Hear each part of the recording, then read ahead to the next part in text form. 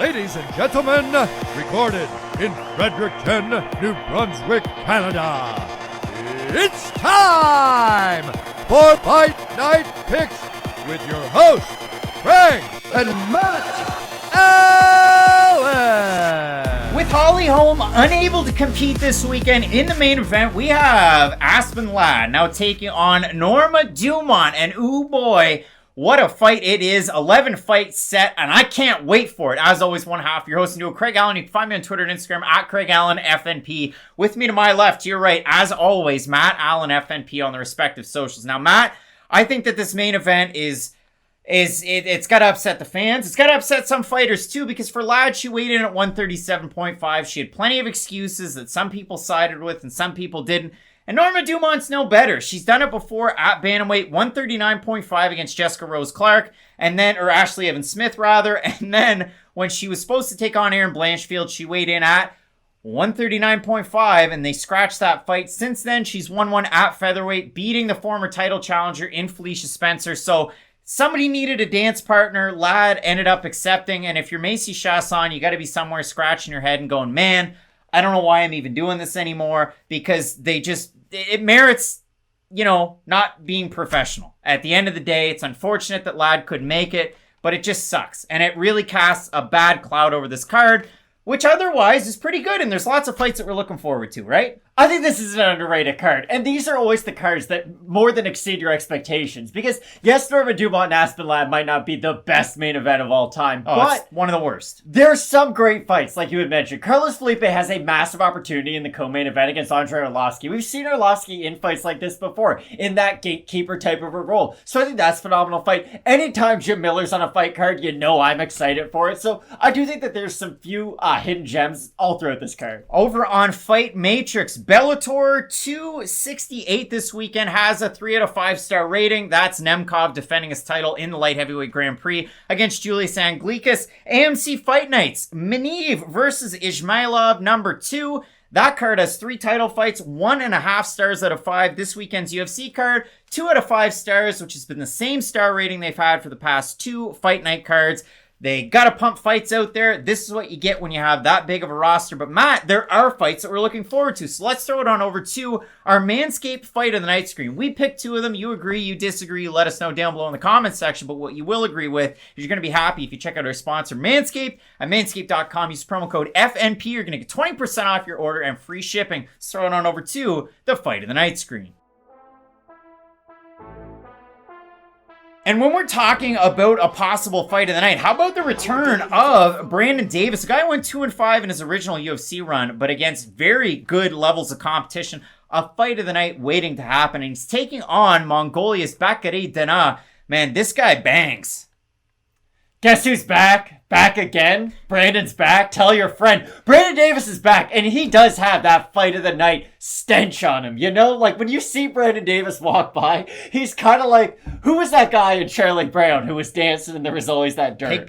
Pigpen. He's like Big Ben, but for fight of the nights. Where he goes, bonuses follow. You always got to get excited for a Brandon Davis fight because he matches a great pace along with good volume, good power. He just has that exciting kind of a style. And with Danaa Batgerel, he can go in there, knock you out. He's got great striking, can strike moving forward, can strike moving backwards. I really have high hopes for this fight. Absolutely love this fight. And when we move on over to our second selection, Aldierte Sanchez taking on Blindado Bruno Silva. I mean, for Bruno, former M1 Global Champ, he got into some of the special stuff. He had a 2-year USADA suspension. We'll talk about it in the Fight Night Picks Rookie Review. But suffice to say that this fight should absolutely deliver, because for the former Ultimate Fighter champion, I mean, he's putting guys' lights out. He's getting his lights put out. I mean, this should be a very exciting fight for as long as it lasts. I never thought I'd put Andrew Sanchez into this category, but he's in that, anywhere, any day, anytime.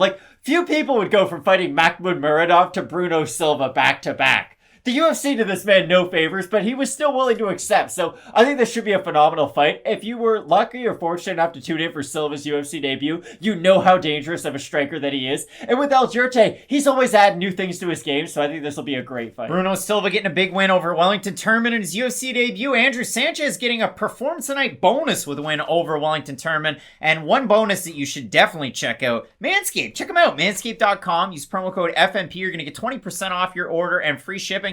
Couple of neat gifts in there as well, and I'm going to be talking about my balls and my nose hair later on the show. You're not going to want to miss it. Big time fights ahead. And while it might not be one of those cards that lights up the radar gun in terms of star potential, there are a lot of really interesting fights on this card that I'm looking forward to. We talked about some of them earlier, but Ludovic Klein taking on Nate Landwehr, that's a banger. You've got Arlovsky Felipe, you've got Manon Fiorot, the human highlight reel taking on Mayra Bueno Silva. So much to look forward to. And Matt, we have a lot going on with Fight Night Picks. If you're able to help us out to our goal of 30,000 subscribers, we're going to reward you with those Dana White's Contender Series breakdowns. You can also find us on our second channel, 15-minute card breaks. You fan of baseball? You like Randy Arozarena? We've got all sorts of great stuff going on over there. And a new video set to drop this week where we're opening some Topps Gold label. What are we going to get? Well, I do know, but you don't. So make sure you check that one out as well. You can find us on Twitter and Instagram at Craig Allen FNP, at Matt Allen FNP. I'm looking forward to these fights as I am every single week. So Matt, keep it locked in with Fight Night Picks. As we always say, let's get into it. Big time fight coming up on the prelims of our card. And this is tentatively set to open the night. We have a big time fight, as I said, between Ariane Carnelossi and Istela Nunes, and I can't wait for it because for Carnelossi, I was kind of sold a bill of goods when she came into the UFC. It's almost like when you get coffee in a drive-thru. You get a double-double, you pull up to the window, and you're thinking, man, I know it's not going to be a double-double, but hopefully they do a pretty good job. And if it's not too early in the morning or if it's not too late, you might end up with one. But what I got out of Carnelossi in her debut was something like 4 milk, 1 sugar. It was exciting. It was a lot of fun. It's something I'm not used to. But at the end of the day, I wasn't overly impressed. With Carnelossi, she kind of just didn't really cut off the cage. She followed Hill. It was a fun fight while it lasted, and ultimately at the end, Hill with her great Muay Thai on the break lands an elbow that cuts Carnelossi, similar to the disgusting injury that we had of Damon Jackson last weekend against Charles Rosa, in the fact that they actually ended up finishing or ending that fight due to a doctor's stoppage for Carnelossi against Hill. She goes out there a second time after a long layoff due to a slipped disc in her back. And what happens, Matt, against Liang Na? All hell breaks loose. It's one of the craziest fights ever. I'm surprised that it didn't get a bonus. Maybe there was some money behind closed doors because that one opened up a big time pay-per-view, the return of fans, UFC 261. It was so much fun. And for Carnelossi, she just goes balls to the wall from the opening minute to the end of the fight. She ends up getting the finish in that one, which was super impressive, adds to her finish total.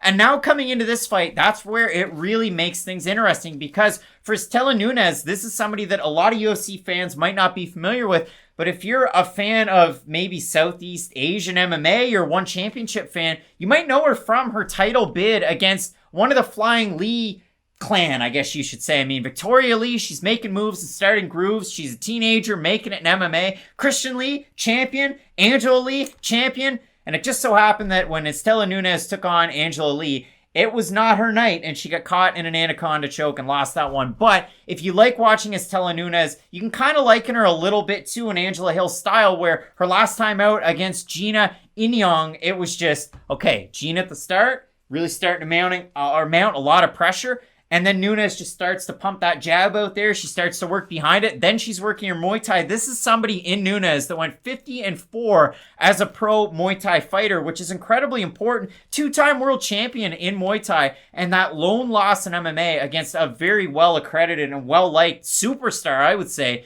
in Angela Lee. Now, I sound a little bit like Chaudhry going that far with it. You gotta settle down. She is a very good fighter, but I absolutely love this fight. I do think it's going to be fireworks. And the reason why you haven't seen Istela Nunes in the headlines or in the UFC sooner, coming off a 2-year USADA suspension, that one due to stanozolol. She was eligible to be reinstated July 22nd, 2021, where she was booked in a fight at the end of July against Jin Yu Fry. That one fell out. Nunes withdrew. Now she gets Carnelossi. I think we're going to get fireworks this weekend. I think this could be a phenomenal fight, but I gotta pump the brakes on one thing. We gotta start comparing Nunes to Angela Hill. Angela Hill has fought some of the best fighters in this division and in this weight class for years now, for over half a decade. And I really do think that experience pays off a lot because this thing, Carnelossi made her UFC debut against Angela Hill. Angela Hill was a ranked fighter at the time and is a ranked fighter right now. So I think Nunes is getting a much easier debut this time around than Carnelossi was afforded in her debut. Because listen, Angela Hill she's been in main events before. She's fought title challengers. She's fought champions. Like, Angela Hill really is one of those top fighters in this weight class. And with Nunes, it's just different. And with Nunes, I think a lot of her strengths are the same strengths as Angela Hill. I just think defensively, she might not have a lot of those same attributes that Angela Hill does. And with Hill, I think she might be able to pick her opponent apart a little bit more at range. With Nunes, she almost relies on the forward pressure of her opponent to sort of meet her halfway with her strikes. And this is the thing about Nunes. It's so hard to gauge her punching power and her finishing ability because if you just look at her record for face value, she has a couple TKO wins on there. They look nice. But if you look at her win against, or not her win, but if you look at her fight against Lee, I have concerns about her power just as a whole because she is able to land a lot of clean shots. And yeah, that's great. Landing clean shots in a fight is always a good thing. But when you land consistent overhand rights over and over and over again, normally we see fighters go down if you're able to land that technique over and over again. But with Nunes, it feels like it's a lot of, okay, I get from point A to point B and then just kind of stop with my power and reset. That's why I really worry about how Nunes is going to keep Carnelossi's forward pressure off of her throughout this fight. To me, I'm kind of surprised that you take it that way because when I did write it in my notes, I put a star next to it. Matt's favorite attribute. Nunes is a speed demon, and when she's in her fight, she really strings her strikes together very, very quickly. It's an advantage she has over most every opponent she's faced, and Lee brought together that grappling. That's something that, definitely wasn't Nunes' strong suit. So we'll see what happens in this fight because we've seen it from Carnelossi. She goes from point A to point B very quickly, and she might eat a lot of shots on the way in. Hill was able to out-volume her. Carnelossi had some success in that fight. It was really just kind of fought in a phone booth, and ultimately it was, again, that elbow that really ended the thing. But I really do think that matchmaking-wise, this is a decent opportunity for Nunes to walk in. We get to see exactly where she's at. We kind of know where Carnelossi's at. Is she to that top 15 level? Not yet. And the other thing, she had that slip disc coming out of the loss that she had to Hill. She also had another slip disc after the Na Liang fight, or Liang Na, and now we're here. And that wasn't that long ago. That kind of does worry me a little bit in this one. Yeah, I've never not seen somebody for a year and been like, hey, what's new? And their first answer be, well, a disc slipped out of my back twice. Wait, at the same time? No. Slipped out. Everything was cool. Slipped out again. So I do have concerns over her overall back health. But this is what I mean when I talk about Carnelossi and her striking ability on the feet. I don't think the speed of Nunes is going to matter that much because the distance is going to be crowded. It's hard to get strikes off when someone's head is in your chest. And Carnelossi can have that ability just because physically her stature is built towards that. She can strike in a phone booth because she is short. She does have powerful shots. She can go to the head and to the body at a very close range that most fighters just can't get enough separation to really land shots at. So for all those reasons, I do think Carnelossi is going to be the more active fighter. And I do think that if she can be dedicated to any sort of body attack throughout this fight, she'll be the fresher fighter as this fight continues. We've seen that in her fights too, just going balls to the wall to the body. In terms of the odds for this one, Carnelossi did open as the favorite at about a minus 175. She's minus 172 on best fight odds. For Nunes, she opened at a plus 150, plus 142. We're splitting hairs. The over-under in terms of the votes over on Tapology, if I said 75% Carnelossi, what would you go with? I would say they're above. A lot of people liked her last fight. All right, Matt, the total votes, 753 total votes, 86% Carnelossi, 70% by decision. For the 14% that have Nunes, 80% by decision. If Carnelossi's back is good, and if she's able to keep up a pace throughout the fight, I think Carnelossi can get the win. But she is one of the more heavily muscled fighters you're going to find in all of MMA. You can liken her to a prime Yoel Romero. Not 2021 Yoel Romero, but a prime Yoel Romero. A prime, who else? Hector Lombard. Who else can we go with? She spent the time in the gym. That's all that really matters at the end of the day. Like with Carnelossi, she's one of the few fighters where physicality really is a strength of hers and something that she uses in her fights. She's not just someone who's strong and that means, oh, I'm a knockout puncher. No, she can use her strength in the clinch. Really just in all facets of MMA, and that's why I like her in this fight. I like Carnelossi in this one as well. Again, for Nunes, the speed is there. She can win a decision. We've seen that 5 times out of 7. So there are definitely opportunities out there. If you like Nunes, let us know down below in the comments section. I like Carnelossi to go out there, push a pace, make things dirty and grimy, and be able to pull out the win there. So Brazilian's going to win in this fight. Just depends on which one. I'm going Ariane and Carnelossi. Matt, you're in agreement. We got a big time slate of fights coming up, headlined by Aspen Ladd and Norma Dumont. You're not going to want to miss it. Let's keep it locked in with Fight Night Picks. We always say, let's get into it.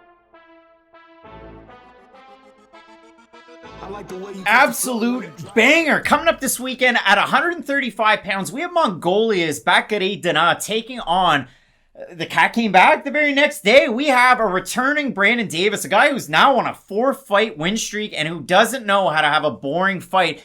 And I can't wait for this one because when you talk about styles making fights, you look at it when Danaa Batgerel made his UFC debut. He took on Lee. I see that type of fun and fireworks in this matchup against Brandon Davis, who in some bizarro world could be challenging for a title at 135 or 145. You look at his record, it's 2-5 in the UFC, and then you consider the last 2 fights that he had on his way out, both split decision losses.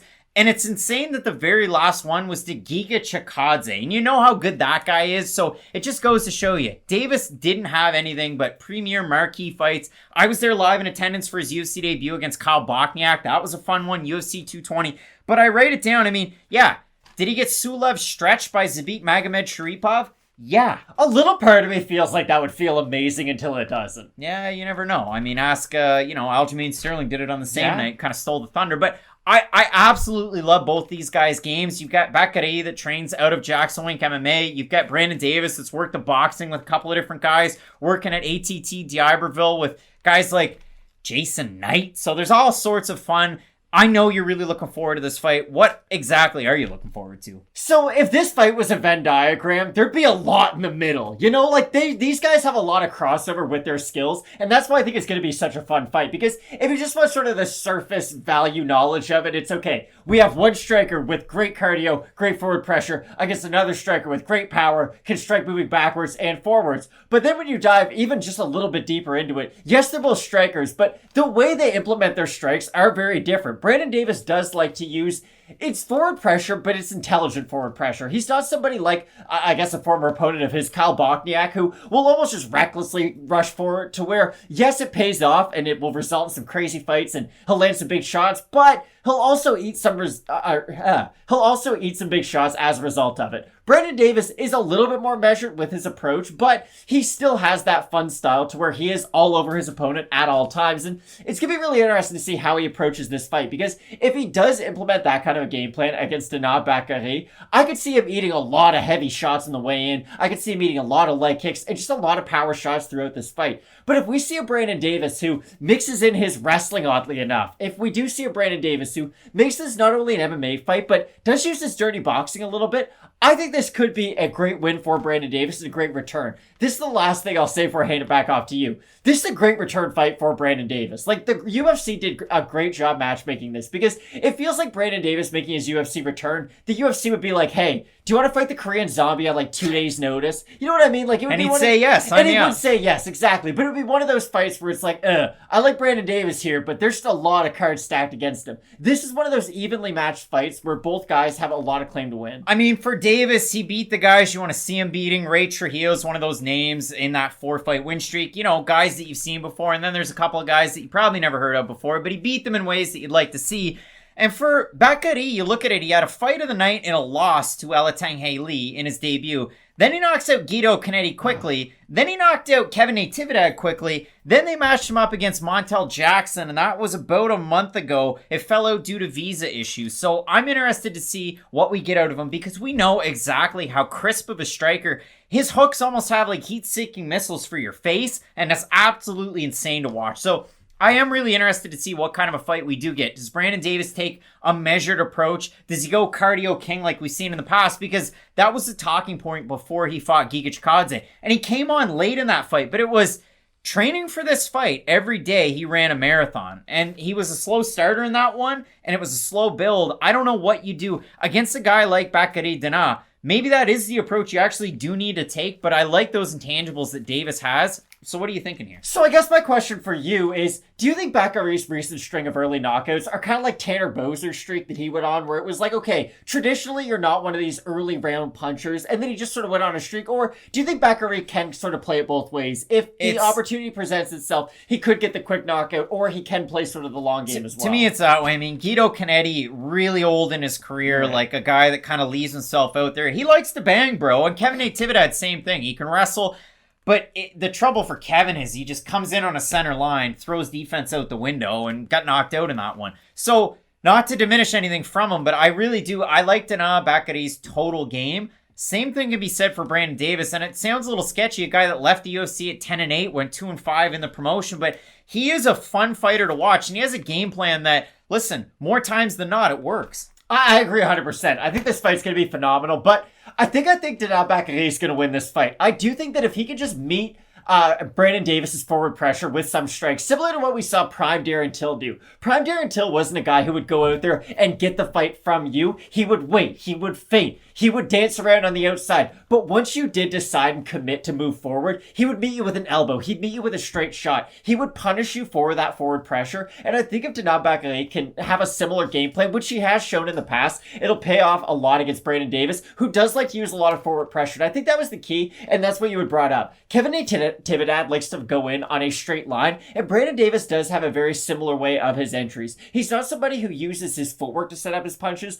whereas he just uses a heavy level of volume to set up his punches, and I think that's going to end up getting him caught. Davis in this one, open a plus 250 underdog. Biggest mover and shaker so far this week. He's a plus 159 on best fight odds for Batgerel Danaa. Open to minus 300. He's a minus 193 right now. Over on Tapology, the total votes for this one, 703. 74% with the Mongolian, with 60% have him to win by knockout. For the 26% that have Davis, 71% by decision. I like you, small minority, in this fight. I really do think Brandon Davis is going to be able to win out. He's got length, he's got reach in his back pocket, something that Batgerel's latest opponents haven't had in their fights. And I do like his durability. I also like the fact that he can last in his fight. So for me, I like the activity out of Brandon Davis in this one. I think that's what's going to win out for him in this fight. And if he fights a similar fight to an Alateng Haley, which is easier said than done, seeing as this one's on relatively short notice, but I do like him in this one for those reasons. I think this fight's going to be phenomenal, but I do still have Danaa Batgerel. I think if he can, again, land those damaging shots early and just start mounting that damage up in the first and second round, because that's the thing about Brandon Davis. It's hard to get him out of there just with a single shot. You really do have to mix in your volume along with the power shots to really just sort of mount enough offense on the feet to hurt him, but I do like Batgerel in this fight. Split on the pick. Matt's got the Mongolian Batgerel Danaa. I'm going with a returning Brandon Davis. You let us know down below in the comments section who you have in this fight. And stick around for the rest of the videos. I mean, Julian Marquez is taking on one really tricky out kind of sometimes, and that's going to be fun. And Jordan Wright, big time ones on this card that you're not going to want to miss. Keep it locked in with Fight Night Picks, and as we always say, let's get into it. Absolute banger. Coming up this weekend at 145 pounds, we have Slovakia's Ludwig Klein taking on the Train, Nate Landwehr. And I don't know who has a better nickname, the Highlight, the Train. I personally like Mr. Highlight, but when I look at these guys' fighting styles, they do live true to their nicknames, because for Nate Landwehr, former M1 global champ at 145 pounds. And listen, when you're an American fighting for a Russian promotion like that sometimes holds events in the mountains in open air, you're probably not meant to win. And you go back and watch some of his fights, and I saw the referees give a little bit more time to the Russian fighters to kind of fight back, and it just didn't happen. The old Fedor Emelianenko, Fabio Maldonado. Landwehr comes to the UFC, full head of steam, takes on Herbert Burns, gets knocked out. And Landwehr was a guy that was always known for his wild fighting style and his durability. He got his chin checked in that one, no big deal. Goes out there, fights Darren Elkins. Matt, Darren Elkins is a takedown machine. How many takedowns did he get in that fight? Only one. Oh, come on. Inside Baseball, we filmed a lot of these videos once. The audio didn't pan out. Matt acted really surprised and didn't know that Darren Elkins went 1 for 13. I thought he got more, to be honest. Yeah, he went 1 for 13 out of his takedown attempts against against Landwehr. They had a crazy fight. Landwehr wins the decision. So then he goes out there and he fights Julian Erosa. And to me, it was like, okay, well, this one's in the bag. Landwehr wins this one. What happened in that fight, man? Juicy J rides again. I don't know. He needs a t-shirt or something. Like, Julian Erosa, just when you think you should count him out, he can fly near you. He can beat Charles Jourdain by submission. Like, he can pull a rabbit out of the hat. And that's what he did against Nate Landwehr. It's like he almost has this key to the vault that is the coal mine against an old-time steam engine. He just goes, you know what? We're locking that one up. We're stopping that hype train and see you later. But weird comparison. When I look at this one, Matt, for Ludwig Klein, a guy coming into the UFC that I was so excited about because he has that great head kick. He has that great right hook. He has so many different things when it comes to striking that are very valuable for a top prospect and a guy that had so much experience, and that was the big key. I looked at Ludwig Klein, a guy representing Slovakia, like I did with Czech Republic's, or Czechia, if you want to call it that, and I know a lot of people are fired up about that, but go Google that one on Wikipedia. It's Czechia now. Not Chechnya, Czechia. You want to have fun? We're learning here. But when I look at it for Ludwig Klein, like guys that have come before him, like the Peter Bondras and the Miroslav Shatans, this guy is a dynamo, and he has a lot of fun coming into the cage. He is a great striker that's added to it a little bit of wrestling, which was kind of to his demise a little bit in his last fight against Mike Trezano, and I'm going to talk about some of those decisions and some of the numbers in that one, but overall, I think what left a lasting impact on the judges was Trezano's classic Tiger Schulman forward movement. I really do think that was the big key there, because Klein went 4 of 7 in his takedown attempts, and he did strike quite well in that, and he still lost the fight somehow. Out of 10 Mike Trezanos, how many Nate Landwehr's is he? Like, they have a similar style. Both guys move forward. Both guys can mix in their striking with their offensive wrestling. Now, I do think Mike Trezano is a superior fighter to Nate Landwehr, or at least the guy in the UFC has shown to be superior, because I do think there's a version of Nate Landwehr out there who can push a great pace, can mix in his wrestling with his strikes, and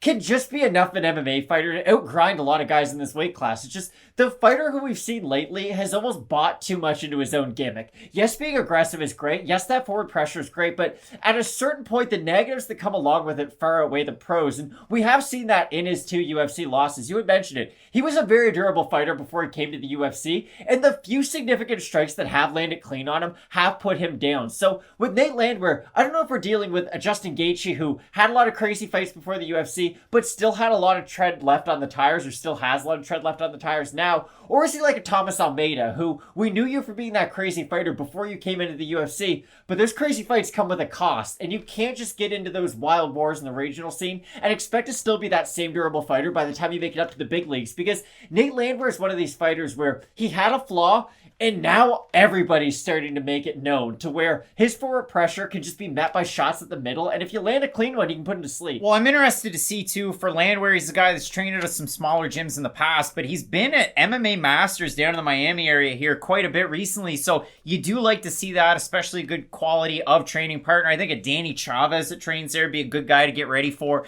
against a guy like Klein coming out of that southpaw stance, and he's been training at Sanford MMA. Now, you look at his debut, and it was such a great fight for him. He finishes Shane Young. Then he comes out of Sanford MMA in a second UFC fight, and he has a different approach. He has those takedown attempts against Trezano. I told you I'd give you the numbers, so I will.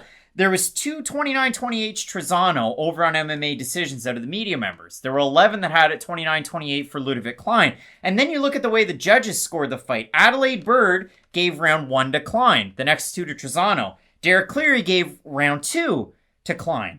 And Junichiro Kamijo gave every single round to Mike Trezano, which surprised me. I had a 29-28 Klein. Regardless, he has that loss on his record. I will say this, though. I had Klein to win that fight. I thought it was a pretty disappointing performance by Ludwig Klein based on what his UFC debut was. Because for Klein, this is what he did. It's almost like, and again, you hate to say it's almost like, but it's almost like he just listens to commentary of just Daniel Cormier when watching fights, that end of round takedowns can seal a win for you, because that's what he did in that fight. So a little bit surprising that he kind of went away from that kickboxing style with that great counter striking and implemented more wrestling, something that I could see kind of being at a disadvantage or a demise to him in a fight against Nate Landwehr, a guy that can just grind and defend a lot of takedowns. So I look at the odds for this one. Klein opened a minus 220 favorite. He's a minus 301 right now. For Landwehr, he opened a plus 185. He's a plus 235. Over on Topology, the votes to us, a surprise as they are to you.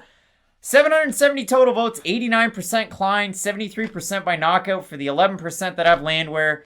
You few. 52% by decision, Matt. I see Ludwig Klein going out there and knocking out Nate Landwehr. Wow, this is the thing I will say. If Ludwig Klein decides, hey, I'm a wrestler now, and if he shoots a lot of offensive takedowns on Nate Landwehr, he's getting a first-class ticket to Tire Town, because that's the only way Nate Landwehr can win this fight. If he is sound enough defensively to tire Ludwig Klein. And I mean that with the striking and with the wrestling, because I do think Nate Landwehr is a good enough offensive wrestler to where, could he take down Ludwig Klein? Maybe. I don't think he will, but I think he has that possibility. I just don't know what Nate Landwehr can do consistently at any point throughout this fight to win moments and win minutes, because I might be a little bit more hesitant on Klein's going to win by finish. I do think this fight's going to go a little bit later than than Landwehr's two previous losses, but I do still like Ludwig Klein this fight. If Nate Landwehr is going to win, he's got to be like the Canadian band from the 80s, Red Rider, headed by Tom Cochran, throw us a little bit of lunatic fringe. But for me, Matt, I've got the guy who, again, I made the David Dvorak comparison because I love the pro experience outside of the UFC, tons of pro fights against good levels of competition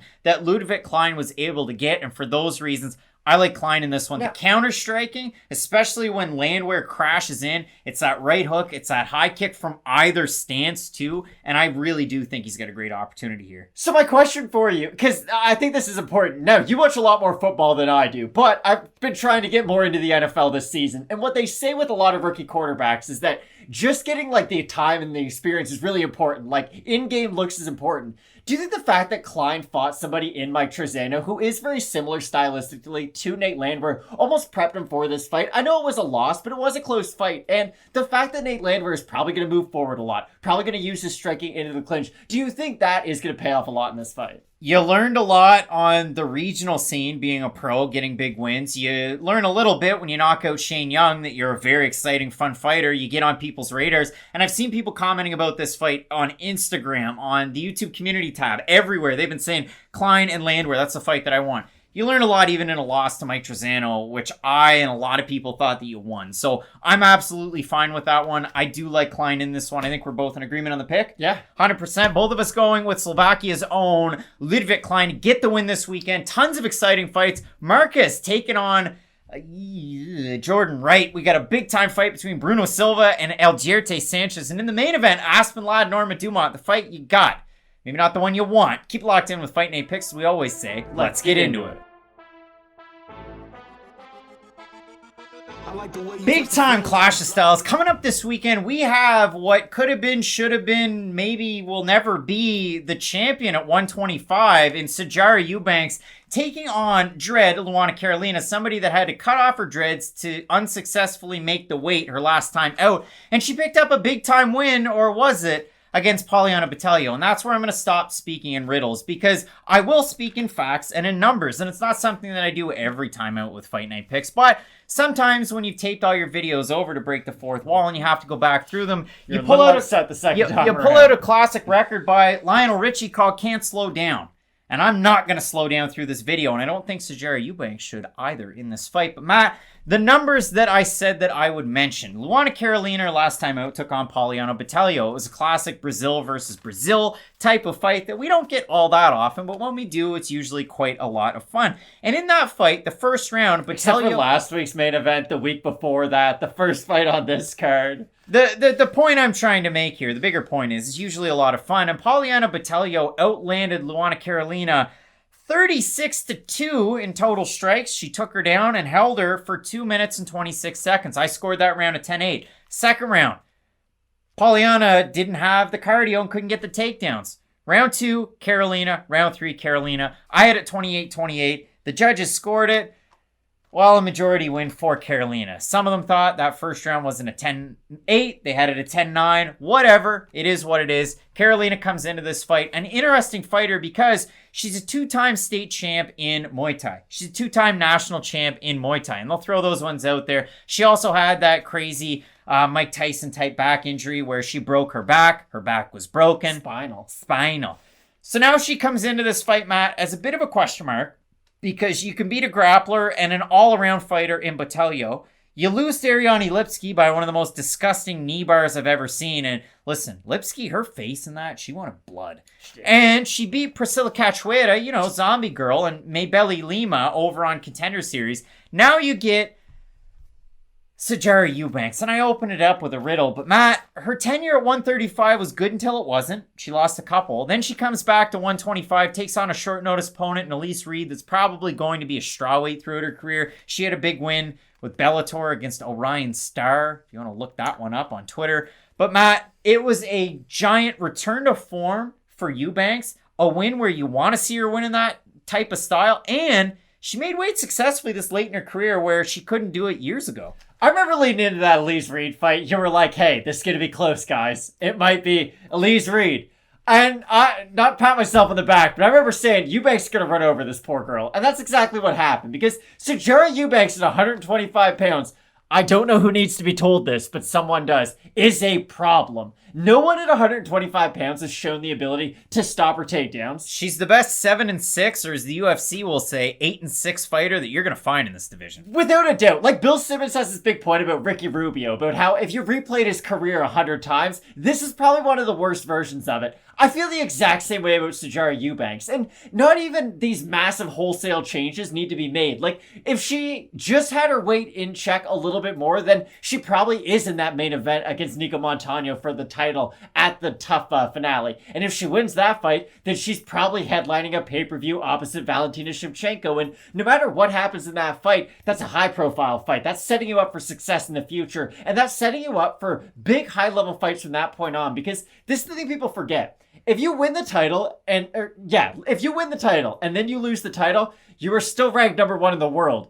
If you never get that title shot and you're just sort of in this weird purgatory, you're never ranked because of it. And it all comes down to one finale fight in The Ultimate Fighter. So the whole career of Sijara Eubanks could be that much more different if she was just able to make weight for that one fight. Now, it has been an interesting road afterwards because everyone has been against Sijara Eubanks since that moment. And I'll be honest, some of it's been brought on by herself. She's made a lot of excuses for why she can't make weight, and her Twitter's interesting. Let's just say she's not a big fan of wearing masks, but she has been a really solid fighter at 125 pounds. And when you look at her skills and what she does well, you think about her wrestling, you think about her physical strength. I even think about her volume punching because look at the main event of this fight night. Aspen Ladd is in this main event.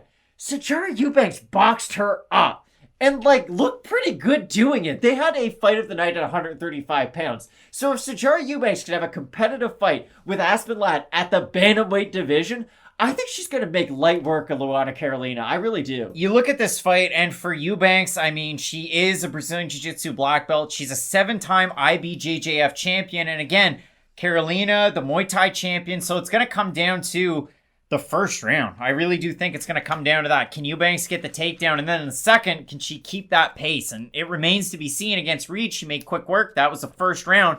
It is a really tricky fight to try and figure out. So when you look at the odds for this one, Eubanks opened a -240 favorite. She's -264 right now. For Carolina, she opened the underdog +180. She's +212 right now. If we have a look at the Topology votes, they're not really that close. 707. Is there an error? I'm just kidding. 76% have Eubanks, 74% by decision. For the 24% that have Carolina, 87% have her to win by decision. Maybe like the decision prop, I really do like Eubanks in this fight. I mean, yeah, you always have to worry about somebody that's north of 35 kind of stepping into the octagon that's had weigh-in issues. And if you think of it for Eubanks, in 2018, she was in and around Ariel Helwani's show more than Brendan Schaub is right now in 2021. And I mean, listen, the homeless cats are abound these days. It seems like every show is kind of picking up on that one. But I don't know what you're picking up or you're laying down. I don't know what you're ordering when you go to Chang's. But for me, I'm going with Eubanks here. I'm picking up a big bet on Eubanks. I really am. I do like Eubanks in this fight. I think Sijara Eubanks, if just like two different things broke her way, is being talked about as like the second best flyweight fighter of all time. I really do. She beat the brakes off Roxanne Modafferi when Modafferi was considered one of the top fighters in this division. I understand the division's grown up a lot since then, but still, when at the time you were considered one of the top fighters in it, it's hard for me to think that, oh, now that fighter's completely gone. And even look at Jessica Ai. Jessica Ai was a natural 125-pounder who had moved up to 135 pounds and had no success whatsoever in the UFC. And then when the UFC opened up the flyweight division, she moved down and was a better fighter because physically she was able to bully her opponents and it wasn't the other way around. Like she was experiencing 135 pounds. I think Sijara Eubanks is a very similar style to Jessica Ai, to where she really relies a lot on her physicality. And at 125 pounds, other than like, I don't know, Jessica Andrade, maybe Tatiana Suarez, I don't think many fighters in this weight class are going to be able to outmuscle Eubanks. Matt's hot and heavy on Eubanks. I worry about her advanced age and her weight, but we'll see what happens. And you're going to want to tune in to Fight Night Picks question mark kicks on this one, especially because we get the value of hindsight from the week that was in MMA, the weigh-ins on Friday, and how it all equates 2 hours before the prelims. No, I said big bet. That was hyperbole. That was very Yanni the Greek of me. I do like Eubanks, though. Again, this is a fighter who left the weight division, had a little bit of a rocky road up a weight class, but now that she's back, I really do think she's one of the best fighters in the weight division. Both of us going with Eubanks in this one. Let us know down below in the comments section who you have. Gamble responsibly. Our picks are for informational purposes only. Big time main event coming up between Ladd and Dumont that I can't wait for. So keep it locked in with Fight Night Picks, as we always say. Let's get into it. Hey Danny, welcome back, buddy. It's the return of Danny Roberts, Hot Chocolate. And if you don't know Danny Roberts, this is a guy that goes out there and gets bonuses. He's 6-4 in the UFC. He's got 2 fight of the nights. 1 against a former common opponent between these two guys in David Zavada, and 1 against Dominique Steele, a guy that sometimes fights in Canada. I don't know. I mean, Dominique Steele. You know him. You love him. But Matt, for Danny Roberts, a very fun fighter, a good striker, a guy that can kind of whip his way into the inside and land a couple of good shots, and every now and again he gets flatlined, and sometimes you don't like to see it. Watch him nay. Yeah, maybe. And for Ramazan Emeev, the opposite is true. This guy's a decision machine. So far in the UFC, every fight has gone that way, and if you look at it, yeah, I mean, he lost one against, who was it? Well, a guy who had to spice things up in his life and throw Rocco in there, Anthony Rocco Martin. But other than that, big wins over guys like Alberto Mina and Stefan Sekulic, you know, the guy that took a really long time off and then picked up a win, or Niklas Stutz and David Zavada. Matt, the big thing that makes this fight interesting for me, if we're playing record collection of Craig, it's pulling out the greatest hits, the best of Hall & Oates, Matt, because if I'm Ramazan Emeev and I'm in his corner and we're going into that third round, I can't go for that. Oh, no. No can do, because here's the thing that Ramazan Emeev does. He's a great wrestler. He's very much a position over submission type of guy, or position over ground and pound, very positionally oriented once he gets the fight to the mat, because what he does, he'll chase you around, he'll get you up against the cage, he gets a double leg, he puts his head into your chest, and he just applies a lot of pressure. And it's a great way to win a fight 5 or 6 years ago. Guys are a little more dynamic now, but they haven't really figured him out because he only has that 1 decision loss on his record. The big problem and why I can't go for that, oh no, is because in the third round of every Ramazan Emeev fight, he decides that he's Jean-Claude Van Damme and he's a kickboxer, and it gets him in a lot of trouble, and that's why out of those 2 last wins, the one over Niklas Stutz, that one's a unanimous decision win, but against a guy like David Zavada, who's very dynamic and can get it done on the feet, you start to worry as the fight goes on, because for Emeev, and I'd say maybe even Roberts, because both of these guys are 34, I worry about the cardio when you're so takedown oriented, and then you start to strike when it gets late, and big key, your hands start to drop too. This fight makes me think more about Paul Abdul than it does Hall & Oates. 1 step forward, 2 steps back. We come together because opposites attract. And Danny Roberts and Ramazan Emeev are opposites in the cage. They do not fight in a similar manner whatsoever, because Danny Roberts will, if he decides I want to grapple, like he did against Salim Imadaev, where he just jumped across the cage, tried to take him down. Imadaev ended up in mount.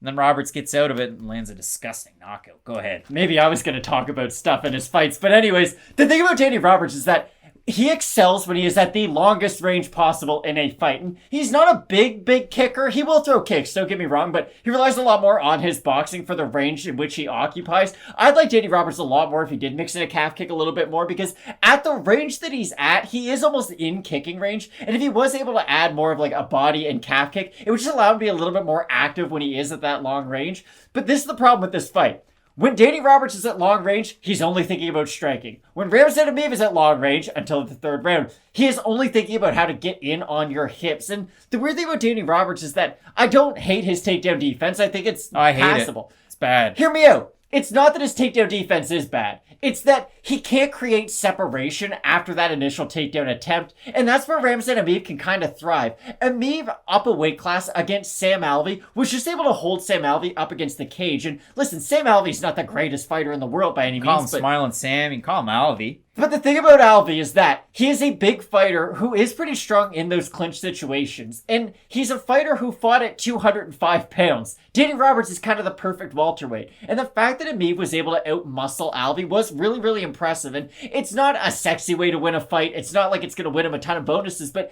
I could definitely see Ramazan Emeev implement the exact same game plan. Go in there, strike for the sake of striking, but the second you get hit by one clean shot, go into the clinch. Go for the takedowns. And the weird thing about Emeev is, it's hard to say he's like a ground and pound fighter or a submission fighter. He's really just a I break your base down and let you reset kind of a fighter. Like, fighting Ramazan Emeev, I'm sure it hurts, but it's probably more frustrating than anything at the end of the day. And if you look at it, I mean, Roberts has 53% takedown defense in the span of 10 fights in the UFC. I think that's pretty good to get a gauge on what a guy brings into the octagon. But I would say that's not terrible. Like, 53... No, that's bad.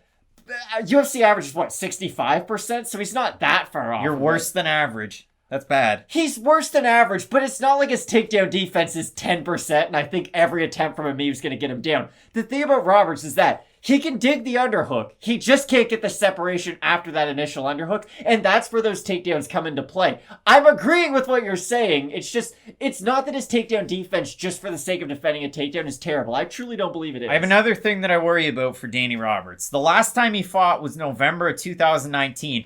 A wicked knockout win. If you like going back like I do and watching Cody Garbrandt knock out Rafael Sunsao next to the cage, puts all of his body weight into it, throws the hook. Roberts plants his both feet. Imadaev just kind of stands there, and then he throws a left and knocks him out and face plants him. And it's disgusting, and it's crazy.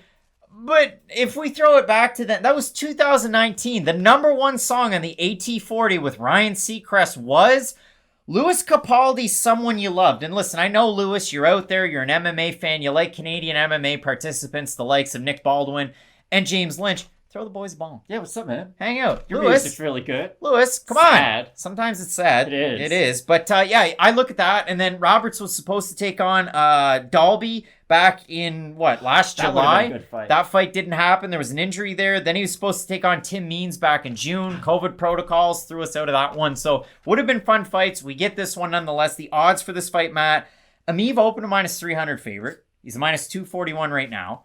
Roberts opened a plus 250, he's a plus 192. So there's some money coming in on hot chocolate. We look at the total votes on Tapology. Not really close. 735 total votes, 88% Emeev. What is that? 85% by decision. For the 12% that have Roberts, 58% by decision, 32% by knockout.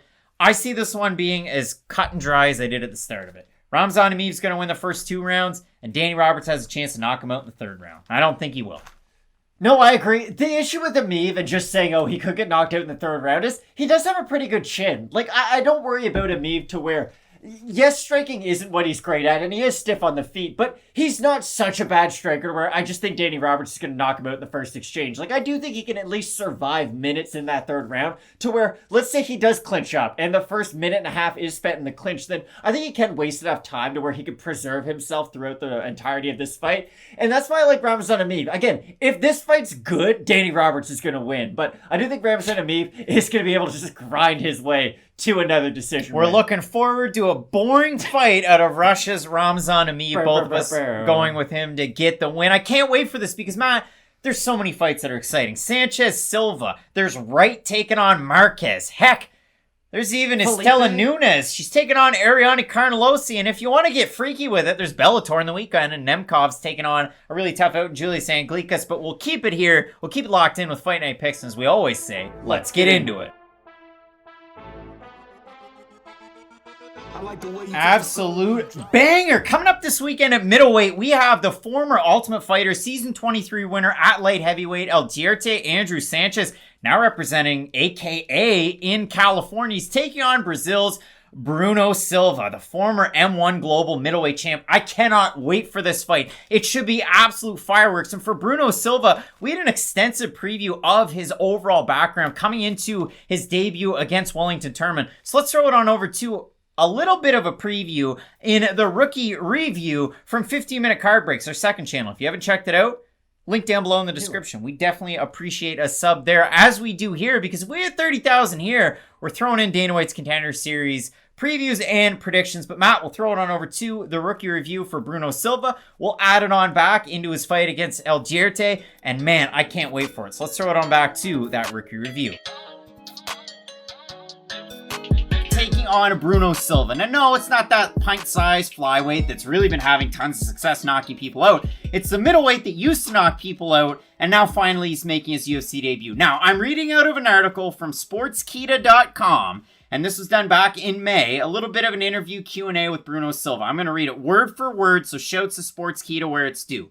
Your last fight was in November 2018. What was the reason for the long period of inactivity? Bruno Silva. I had a problem with USADA. I spent a lot of money to prove my innocence, but USADA doesn't impose itself. They want you to take over, and I would never assume something I didn't do. I didn't use it, but I was suspended for 2 years. I have my conscience clear, and that's why the UFC believed in me, supported me, and didn't fire me. But this is over now, and as I always go over the top this time, it will be no different. Matt, Bruno Silva was supposed to fight on short notice back in 2019 against one Duran Win. And I was over the moon because Bruno Silva is an absolute unit. And if you watched him fight with M1 Global, he knocked out Alexander Shlemenko. He knocked out Artem Frolov to win the middleweight championship. Artem Frolov was supposed to end up in the UFC at one point. He had a huge win over Diesel Joe Riggs before he fought Bruno Silva. This was when Craig Allen was getting super into M1 championship. And I absolutely loved the middleweights that they had. So for me, Bruno Silva was a great signing to the UFC.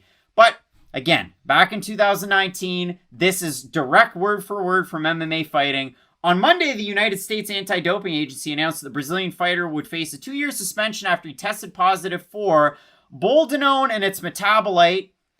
I can't read it. So I guess I will end quote, resume quote, at a level inconsistent with boldenone meat contamination and the result of a urine sample collected out of competition back in May 27th of 2019. So Bruno Silva's been on the shelf for a while. He looks bodied the F up at Evolução Thai, training with the likes of Joaquim Silva, who's also on this card. But Matt, in MMA, in fighting, in most things, you don't get better with inactivity. This is a weird fight, Craig, because the best version of Bruno Silva, A, is a very juicy boy, but B, can knock out anybody. Like anybody in the UFC. And I mean like anybody even in the top, probably like 5. Because Bruno Silva's striking really is that kind of pressure, and he has that kind of footwork and pressure to close the distance too. He's not just the guy who relies on his brute strength to go in there and knock people down. He's the guy who can get into the clinch. He does have good elbows. He does have good knees. Like, he doesn't just have to fight at that kind of brawling range like we see guys like Cutelaba, for instance, use at 205. He can stay somewhat technical on the feet, although I will admit, more technical guys like the Uriah Halls of the world, I'm sure, could easily split his timing and take advantage of some of the wildness of Bruno Silva, because to a certain degree, he fights like a modern-day Vanderlei Silva. Like, you are going to get those windows where you can counter him if you're a really technical striker. You can overwhelm him if you have really good cardio. If you're a really good wrestler, you can make him tired that way. And that's what Bruno Silva's going to do. So, for me, I know Bruno Silva pressures in a very different way. He has to use kind of his power and his overall physicality as a pressuring mechanism and not the threat of wrestling. But for me, I really think if Silva can back Turman up, he will have tons of success in this fight. It really comes down to, can Silva knock Turman out before Silva's cardio fades? This fight's absolutely amazing. I mean, Andrew Sanchez, after winning the Ultimate Fighter, getting the win over Khalil Roundtree, he's gone 4-4. And we've seen big peaks and valleys in his career. I mean, on his best day, he beats Wellington Turman, just like Bruno Silva did. And he earns a performance bonus. And on his worst day, he loses to a guy that works on computers and in IT, and Ryan James. And he looks terrible in that fight. And listen, we might have different views of Ryan James because we're Canadians and originally he's from Newfoundland, but he trained in BC, like big James guys. But Sanchez has those 2 peaks and valleys. However, I will say, in its last 2 or 3, it's leveled off a little bit. And I'll be interested to see which Sanchez we get. That's the big key. Because he either goes out there and puts on the wrestling shoes like he can. I mean, he's a 2-time NAIA national champion in the States. Or we get the guy who's a karate champion and keeps his hands swinging and low and lunges in and out like Sanchez has in wins and in losses. So it's really interesting to see who we're going to get. Andrew Sanchez reminds me of the song Highwaymen by the Highwaymen because he's just lived so many different lives. He has been a wrestler. He has been a point fighter. Has he been a dam builder? He hasn't been a dam builder, but hey, there could be more iterations to come in the future. This story is still being written. But the thing about Sanchez is he has shown just completely different versions of himself. Normally when a fighter does expand their game, it's okay. I'm still what I am. I've just added this new thing. With Andrew Sanchez, we've seen him completely switch up his striking style, and it is a refreshing look because most guys don't do this. Most fighters are kind of stubborn in their ways, which is a benefit and a negative sometimes. But with Sanchez, I do like the progress that we've seen, and I know it's got him caught in some fights, and maybe his karate has sort of slowed the progression of his grappling, but I really do think adding this whole other facet to his game is going to pay off more in the long term, because if he can ever effectively mix wrestling and karate together, who's the greatest fighter of all time, Craig? Wow. George St. Pierre. It's George St. Pierre. And George St. Pierre mixed together wrestling and karate better than anybody had ever seen. He had such great wrestling. Well, it was weird because it wasn't his background, but anyways, he used the great wrestling along with the distance management of karate. And when he finally was able to meld those 2 styles together, that's when he had success.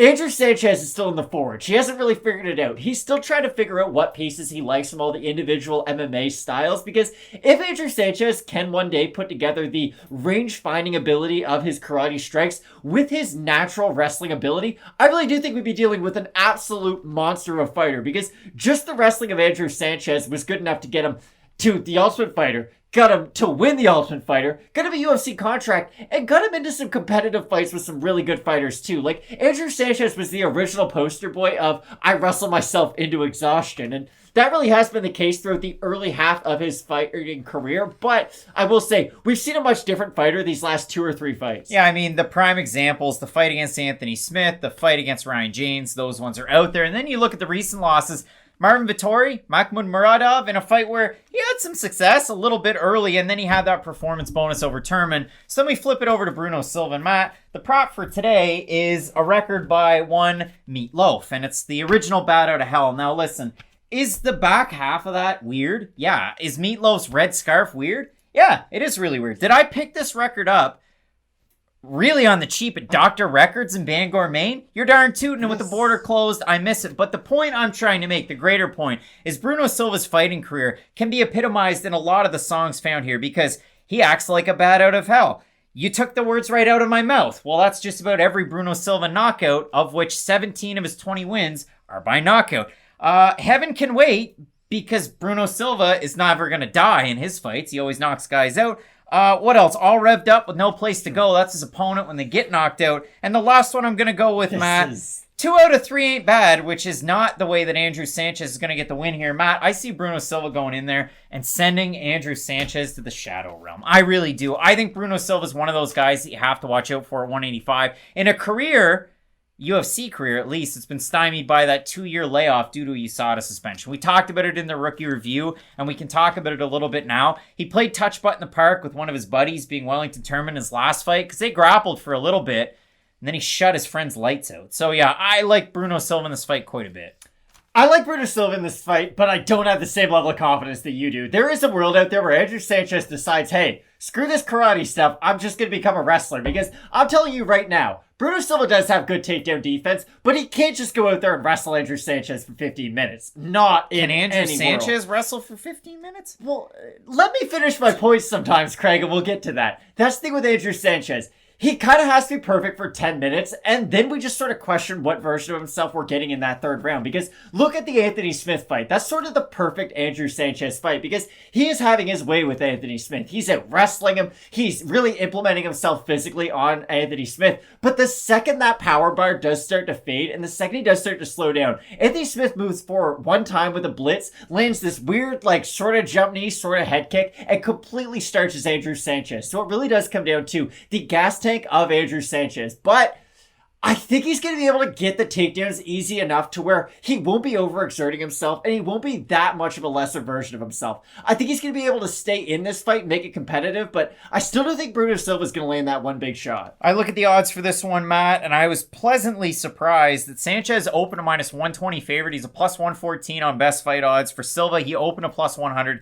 He's a -139 right now. If we go over to Topology, total votes 744 of them, 86% Silva, 79% by knockout. For the 14% that have Sanchez, 65% by decision. I like Bruno Silva by knockout in this one. I mean, Sanchez has been chin checked before, and yeah, he's been able to last in there with some good fighters. I mean, we've seen it again. Marvin Vettori wasn't able to finish him, so there's that, right?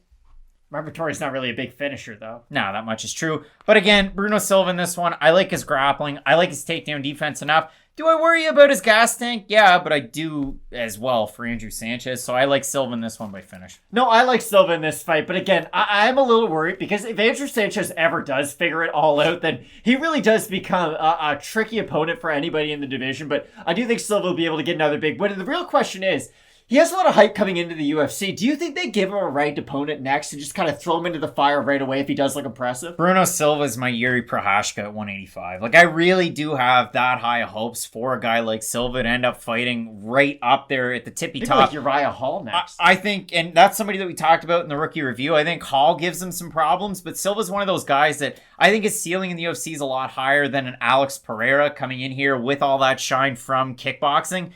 I think Silva is one of those guys you really have to watch out for in this division. So both of us going with Bruno Silva. Let us know down below in the comments section. Do you think that we're going to get to see Paradise by the Dashboard Light Aldierte Sanchez? Tough. There's a reason why it was really cheap. I mean, the cover's not the greatest. But, Matt, I absolutely love this fight. And our next one, I mean, this is the prelim headliner. But to kick us off on the main card, Julian Marquez taking on Jordan Wright. You're not going to want to miss it. Keep it locked in with Fight Night Picks. We always say, let's get into it. Absolute banger. Kicking off our main card this weekend. If you're not excited about any other fight on this card, get excited about this one because both of these guys have 100% finishing rates. And for Julian Marquez, it's absolutely amazing. I mean, 6 wins by knockout, 3 wins by submission. His 2 losses, both by decision. Guy who has had his chin check before, and he's usually seen the other side of it and finished his opponents. Look at his last fight against Sam Alvey. If you want to see one where he kind of fights through adversity, a guy coming back off a long injury layoff, all different stories written about him, a guy that's now competing out of a different gym. What's he going to look like?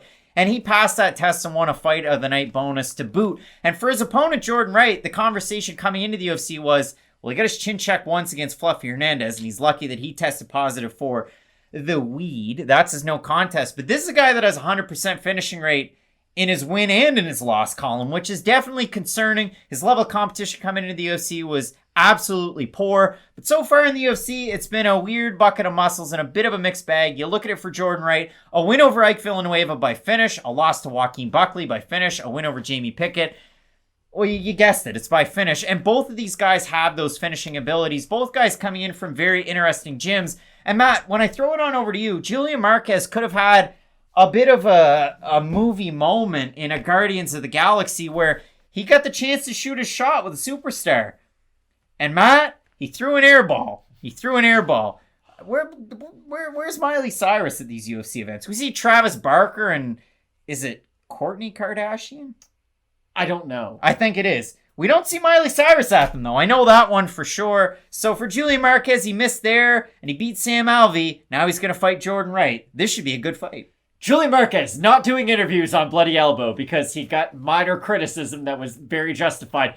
That's the weird thing about Julian Marquez. I don't really know what he does well, but I know what he doesn't do well. And that's a gross exaggeration. Let me get this 100% correct. It's just Julian Marquez, is he a good striker? Yes, but I worry about him striking against the upper echelon strikers in really any division, be that light heavyweight or middleweight. Is he a good grappler? Yeah, but he's not really a grappler in the traditional sense. A lot of his wins via grappling or via submission are because I hurt my opponent or we're in a scramble and then I end up getting their neck in just a weird position. It's really hard to just pinpoint down what Marquez does exceptionally well. Yes, he has a good gas tank. Yes, he is very durable and he does just kind of find a way to win a fight, which at the end of the day is all we care about. It's just when you're trying to predict, okay, how's Julian Marquez going to win this fight? It's hard to say he can out-volume a lot of his opponents, although yes, he does have good cardio. He doesn't really have the style that weaponizes his cardio and forces his pace on his opponent always. Look at the Alessio Di Chirico fight. That fight was just really spent a lot in the clinch, and a lot of the positives about Marquez, you just kind of look at that one fight, and they're not really positives. I think Marquez is a good clinch fighter, but Di Chirico sort of put out whatever fire Marquez had in that position, and if you're just really sound defensively, which Jordan Wright is not, you can beat Julian Marquez. So I do think this is going to be either a very, very fun fight because both guys are going to be landing big power shots on the outside, or this could be one of those fights where both guys are kind of hesitant of the other one's power, and we just sort of get them skirting around the outside of the cage. Julian Marquez's marquee win to me, Dana White's Contender Series, he beats Phil Hawes, and you know how good Phil Hawes is now, a guy that didn't want to take a fight against what? Chris Curtis, and then James Krause, who's Julian Marquez's coach, stepped in there last week. It's a whole weird bucket of muscles, but all that to say, Marquez aligned with Glory MMA and Fitness. It's been pretty good so far. Jordan Wright comes out of one of the odder camps I think that's out there because you read it, Dynamics MMA. What? Is that like Cyberdyne Systems? Like what's the scoop there? Who is this guy? Oh, well his coaches are Anthony Hardong and Vladimir Matyashenko, a guy that fought, the last light heavyweight champion before the current one that we have now. So that fight happened in real Tito life. Ortiz too. Fought Tito Ortiz, just the janitor, a real hardworking, great fighter. But Matt, I love that for Wright. The things that I don't like, leaves his head out there. He's either all in when he's striking, and when he's on the defensive, he's very stiff. It's like a robot trying to understand human emotions. And listen, in 2021, they can kind of do that. It's the whole Cyberdyne system comparison. But with Jordan Wright, it's like, okay, old-timey fighter. I'm going to keep my hands out, my head's right there, and bang, bang. Like, you can get hit pretty easily. And he doesn't eat them well either. And that kind of goes towards that, okay, he has one loss by knockout to Joaquin Buckley. He has one loss by finish to Fluffy Hernandez, but it's a no contest, so that's thrown in there. But weed doesn't make you better at fighting, so. No, it doesn't. And now, all would be forgotten if that fight happened today, but it didn't. So, Matt, when I look at this one, the odds, Marquez open to minus 175 is a minus 226. Jordan Wright open to plus 150 is plus 182. If we have a look at the Topology votes for this one, they're not close at all. 805 total votes. 81% Marquez, 21% by submission, 61% by knockout. For the 19% that have Wright, 63% by knockout. So, Matt, we got a couple of guys that can bang. One guy's shown to be a little bit of a glass cannon. One guy hasn't. He's tough and durable, but cardio, definitely a question for both guys because if you look at it for Jordan Wright, he's only been into the second round like a couple of times. Like one time he gets knocked out by Joaquin Buckley, one time he gets a knockout. So really, Jordan Wright's a fast starter, and Julian Marquez can be a slow burn. So I guess this is where my big issue lies. I guess we can both agree. Chin and heart start where like chin matters until you get dropped, and then heart is your ability to get back up, right? Julian Marquez, I think, has a good chin and good heart, but he's been hurt a lot. Like, he's been wobbled in fights quite a bit. And that's the thing about Marquez. Like, he does have a good chin, and he's definitely the more durable fighter than Jordan Wright. But we know that because he's been hit clean quite a few times throughout his fighting career. Like, Darren Stewart is a fighter that I have a much higher opinion on than most people. But Darren Stewart landed clean on Julian Marquez a lot in their fight. And I do worry about Marquez when he fights those upper echelon strikers in this division. I'm not saying Jordan Wright is one of those guys, but I think if Jordan Wright can start to string together a little bit of momentum early on, if he can land some of those power shots from the outside early, I could see a world where Jordan Wright finishes Julian Marquez. I really can, and I think I'm going to pick the underdog in Jordan Wright for those reasons. I'll get Jordan Wright as well, and I know that the commenters, when we get this fight wrong, if Julian Marquez wins throughout the week, they're going to be incredibly negative. These guys don't know what they're talking about. Put yourself in my shoes. Yes, Julian Marquez hasn't been finished. You beat Sam Alvey, so where are we at in that fight? That was a great win. Obviously, it won a bonus. That was a great one. Jordan Wright. Okay, he gets knocked out by Joaquin Buckley, who I'm going to assume I'm going to cap him at a 50-50 guy. Good hand speed, though, big power. Yeah, there is that. Jamie Pickett was able to hit him a couple of times, but didn't really crack him, and then he ended up with a great win over him. So for me, I do like Wright, and the reason why I like him is his unorthodox style when he's on the offensive. He's really long. He's really rangy. You think of Aldierte Sanchez on his best night when he's throwing strikes. That's kind of Jordan Wright. Now, yeah, he gets his chin checked and he's gotten finished, and that's always going to be a question, which is why people are going to shy away from him. But I'm going to take him in this one because I think his crisp striking could end up winning this fight for him. And I like him as it goes on, which all of this seems like I'm just kind of digging myself a hole. But I do like those reasons. So I've got Wright as an underdog in this spot, and you're in agreement too. Like, what's going on? This is a bizarro one here. It is just... Marquez, in a lot of his fights, has taken advantage of the lapses in focus of his opponent or the mistakes of his opponent throughout the fight. He's not a fighter who goes out there and takes it from his opponent. Like, Max Holloway, for instance, is a great example. Like, Max Holloway doesn't win his fights because his opponent goes out there and makes a mistake and he capitalizes on it. He beats you because he outpoints you, he avoids your strikes, and he hits you with his own. Julian Marquez, when he wins, is I'm boxing you up, you shoot for a bad shot, I get you in a guillotine and like a weird in-between. So unless Jordan Wright does make some cataclysmic error, I do think Wright will be able to get it done. Like we mentioned earlier from the Guardians of the Galaxy record, the first one, for Jordan Wright, I think the perfect song is Fooled Around and Fell in Love. Don't do that with striking defense or you're going to get finished. But both of us right now, Matt, going with Dynamics MMA's own Jordan Wright. Let us hear it. I want to hear the boos. Come on, let's get it down below in the comment section. Or if you're in agreement on this one, but I'm going to hazard to guess most people aren't. We got a big time fight card coming up, and I'm looking forward to it. Fiorot taking on Mayra Bueno Silva. That's a big fight in the main event. Aspen Ladd taking on Norma Dumont. That's a fight that's going to happen. Yeah, let's keep it locked in with Fight Night picks, we always say. Let's get into it.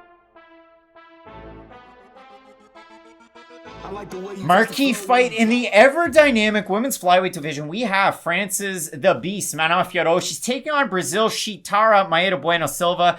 The Beast isn't an original nickname. Sijara is, but it's kind of weird. I'm really looking forward to this fight, and it's one that should have taken place a couple of weeks ago. Unfortunately, Manon Fiorot and her team seem to have some COVID issues, so ultimately we get it on October 16th, and I'm really glad we'll be able to throw it back to the prediction that we made before the originally scheduled fight just a couple of weeks ago. We'll update those odds and make a final pick and prediction on this one. So let's throw it on back to that video. And I absolutely love this matchup because you're just taking fire and pitting it against fire, and the odds are a lot closer than that co-main event. And I love this one because for Manon Fiorot, former The Fighter champion with EFC, and yeah, EFC, their logo looks a lot like the UFC, and they have a show like The Ultimate Fighter that they just call The Fighter, but Manon was able to win that, then win the belt. She goes over with UAE Warriors, capitalizes on great opportunities in 2020, ends up in the UFC.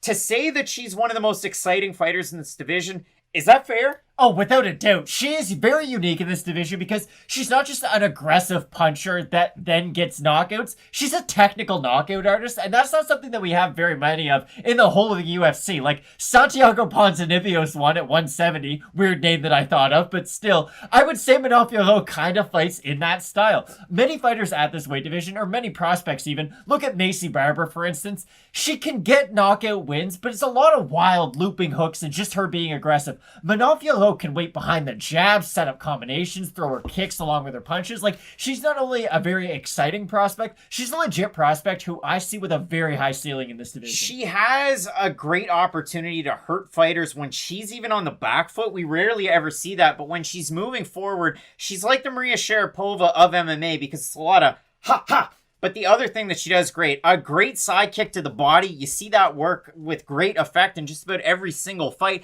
She also throws those great combinations. My favorite shot of hers, and I had to write it down, that left straight to go with those kicks. It's like, oh, I'm already thinking about the kicks. I know they're coming because they can come. It could be a question mark kick. It could be a prodding kick to the side, to the liver. It could be a shot to the thigh. It could be a shot to the leg. You have to think so much. And then she throws her left hand out there. It's like, holy smokes, what are we dealing with here? Well, now she's going to be taking on Mayra Bueno Silva, a fighter who has flames tattooed on her arm, which is so 2000 and late. But you also have to worry about her because she's a shoot-to-box fighter. And, of course, you're going to see Gloria DePaula in her corner, who's also in the UFC, has a fight coming up of her own. But for Bueno Silva in the UFC, she beats Mayana Souza over on Contender Series a very long time ago. Comes in off the bat and submits Jillian Robertson. Now, in 2021, that might not come as a surprise, but back then it was like, wow, Mayra Bueno Silva, this is something special. She then loses to Marina Moroz. Okay, you can get out volume by Moroz, and that's what happened. She comes back out and submits Mara Romero Barella. That's halfway impressive. Then in her last fight, it's a majority draw against Montana De La Rosa. And I had to go back and watch that fight to really understand why. Because to me, Mayra Bueno Silva won that fight. And to a lot of people, she won that fight. Except she lost the point for an egregious fence grab in the first round. That's why it's a draw. If that didn't happen, Mayra Bueno Silva would have won that fight. The judges' scorecards, 2 28-28s, 1 28-27. Diego Herzog would have beaten Martin Sano earlier on when I was talking about these fights. Mayra Bueno Silva would have also beat De La Rosa if it wasn't for that fence grab. And the other thing for Mayra Bueno Silva, like the stats maybe don't paint a great picture. And she's had a little bit of a UFC run. Again, that's going to count that fight that she had on Contender Series. You look at it, she's never been able to get a takedown, but when she's on the ground, that's when she's really slick and slippery, and she's going to attempt a lot of submissions with just brute force and strength. The other thing, negative strike differential, which isn't great, but a good strike accuracy. I never bring up strike totals anymore. 2-3 years ago, Fight Night picks, sure, I used to do it all the time. Manon Fiorot, so far in the UFC, has video game stats in 2 fights. She finishes poor Victoria Leonardo, and then she's supposed to fight Marina Moroz, so we would have had that connection. Moroz out, so on short notice they bring in Tabitha Ricci, who didn't stand a gosh darn chance, and she just teed off and made her nose look like a stick of butter. So for me, I love this fight because you get fire, and I love those matchups. And at 125, finishing abilities, maybe not there for a lot of fighters. Both of these fighters can finish fights, and that's what makes this one so much fun. And just to expand a little bit more upon Mayra Bueno Silva's submission ability off her back, like just go back and watch Julian Robertson fight. That's how Bueno Silva gets her win. Because you have to remember, Robertson was just coming off of choking the life out of Molly McCann, and it was disgusting when it happened. So people just kind of figure like, wow, that is the jiu-jitsu ace for the division. And then Bueno Silva comes in and she's like, no, Dikembe Mutombo style, and gets an armbar off of her back from her guard. It's so hard to get submissions off your back at the UFC level, and the fact that Bueno Silva was able to do that against another primary grappler just speaks volumes about how good of a grappler Silva is. My big issue with this fight, though, is that not only does Bueno Silva lack the wrestling to get Fiorot down to the mat, I don't love her ability to close the distance either, or to strike on the outside. I really do feel like this fight's going to be Manon Fiorot setting up her combinations over and over and over again, because for Silva, I just don't know what her plan B is. I know what her plan A is. It's going to be to try to drag Fiorot down to the mat. But if she's not able to do that, I don't think she's going to be able to outstrike Fiorot for any period of time in this fight. So if she's not able to at least get into a grappling sequence, I just don't know where Silva's going to be able to win her moments or her rounds in this fight. Well, and it's tricky because for Silva, she doesn't have to kind of take the fight to the mat herself. She can get taken down and then really kind of work her game either way. It's almost like, and it's a watered down version. It's almost like a Mackenzie Dern. Okay, if the fight's on the mat, I can still have success here. When I throw my hands and I throw in combination, I have a lot of success. But that's it. She gets hit a lot too. And for Fiorot, she's shown a propensity not to get hit. She's good in the clinch. And then if we go back to her fights with UA Warriors, she fights a Canadian pure grappler in Corinne Laframboise. And then she gets the fight to the mat, and I went, oh, this is bad, because Corinne's record's not good. But she is a very, very good grappler. And Manon has a lot of success there, and out of some of her other fights, like, okay, I don't worry about her as much as I would out of a pure striker. She's somebody that had so much success on the IMMAF scene. We've seen a lot of different guys and gals that have had success there move up through the ranks, and then boom, you're a great fighter, or you're burning the candle at both ends. You burnt yourself out as an amateur. So you get either or. All right, so the COVID stuff kind of scares me because on a scale of 1 to 10, it's really hard to tell how it's going to affect anybody. So that's why this one scares me away from a bet on the fight, because you just don't know what you're going to get. But what I do know is that Manon Fiorot, if this was like an old-timey saloon, she busted through those doors. She beats Victoria Leonardo by knockout. She beats Tabitha Ricci by knockout.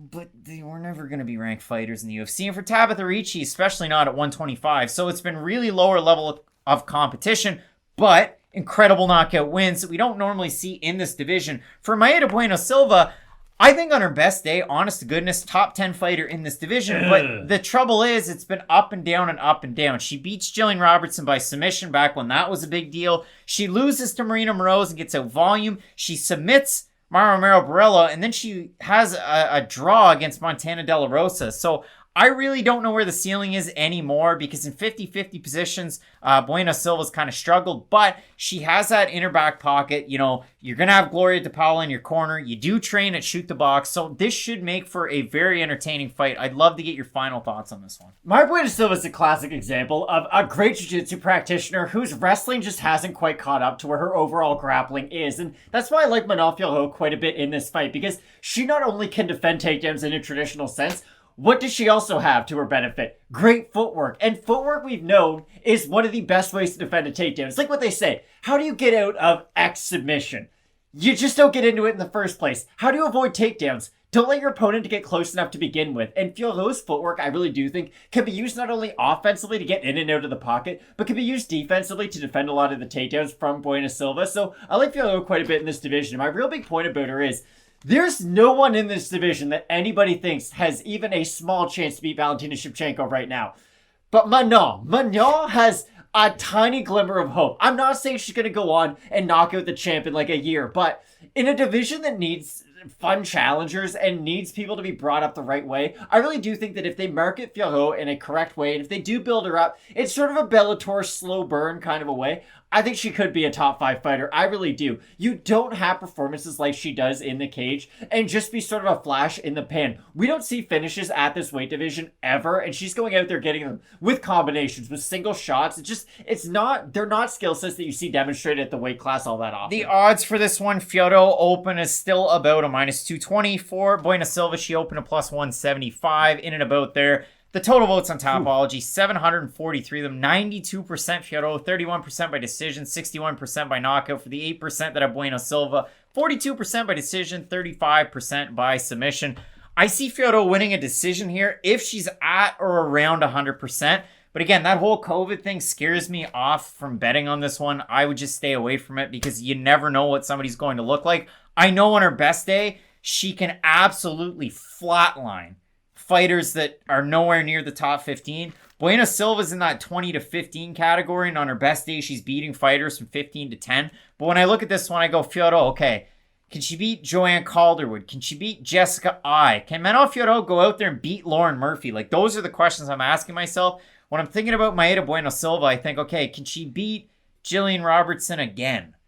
Can she beat Montana De La Rosa in 6 months? Like, that's the way that I look at this fight. And when I look at their styles, I think, again, yeah, you're right. The footwork of Fiorot, the combinations and the elusiveness, that's what wins it out for me. I know I talked everybody's ear off about the Corinne Laframboise fight, but that's what kind of strengthens my pick on Fiorot in terms of her groundwork. If you can survive against an accredited Brazilian Jiu-Jitsu black belt like that, I think it's gonna pay off in strides as she moves up the rankings in the UFC. So for those reasons, I've got Fiorot here. But again, the hesitancy from the little 2-week layoff and the reasons around it, I kind of worry about it that way. I'm still like Fiorot. Both of us going with France's Manon Fiorot to get the win. Can't wait for the fight and the rest of the fights on this card. Sanchez taking on a tough out Bruno Silva. Wright versus Marquez. Who knows what's going to happen? Love these fights. Keep it locked in with Fight Night Picks, as we always say. Let's get into it. Listen, in this fight on our main card, we have a UFC record setter looking to set some more records in Jim Miller, A10, the guy representing Miller Brothers MMA, taking on an interesting fighter coming into the UFC, former Combate star, Erick the Ghost Pepper Gonzalez. Matt, I think this is a very much Clash of Styles type of fight because for Jim Miller, and I will list the accolades, once he fights and even steps into the octagon, he is going to take in, and no longer is he tied for the #1 spot with 37 fights with Donald Cerrone. That's a lot of time spent in the octagon. Jim Miller's going to hit it at 38. He's a guy that could, if he ends up getting the win, he's going to end up tied with Demian Maia for 22 wins in the octagon. And that is a big one. He could be tied for third with finishes with Matt Brown and Anderson Silva if he gets a finish win in this fight. But for Jim Miller, it's been interesting because he's been down, he's been up, he's taken on such a high-level competition since he entered the UFC's octagon over, a decade ago? Now he's taking on Erick Gonzalez, a guy who doesn't fight like his last two opponents in Vince Pichel. And his last time out there, he took on Joe Solecki, and he's been out-grinded and out-grappled in those last two fights, too. And that really has been the disappointing thing to see out of Jim Miller, because if you know him for anything, it is his grinding and grappling type of a style. Even look at sort of I'll say the twilight stages, because right now, we're in the dark ages of Jim Miller's career. There was sort of a post-prime where he was having good competitive fights with really good fighters. He just wasn't coming out on the winning side of them. Like, he had a good fight with Dustin Poirier. He had a good fight with Anthony Pettis. Dan Hooker knocked him out, but still, that whole losing streak, he was fighting really, really good fighters at that stage of his career. And like you had mentioned, he's been around for a long time. He was still considered old at UFC, 207 when he fought Dustin Poirier. And that was a while ago now. So that tells you how long Jim Miller's been around for. But it has been disappointing to see that now he is starting to lose in the exchanges that he once thrived in. Now, I don't think that's going to be an issue in this fight against Erick Gonzalez, because Gonzalez is such a striking heavy type of a fighter compared to Jim Miller. But this is the weird thing about Erick Gonzalez and this sort of fight that he's having with Jim Miller. I think the UFC could have done a much better job matchmaking him in his initial fight. Like, if you have a guy coming in from outside the UFC, normally you want to build them up. Normally you want to give them an exciting fighter or an opponent who is really exciting.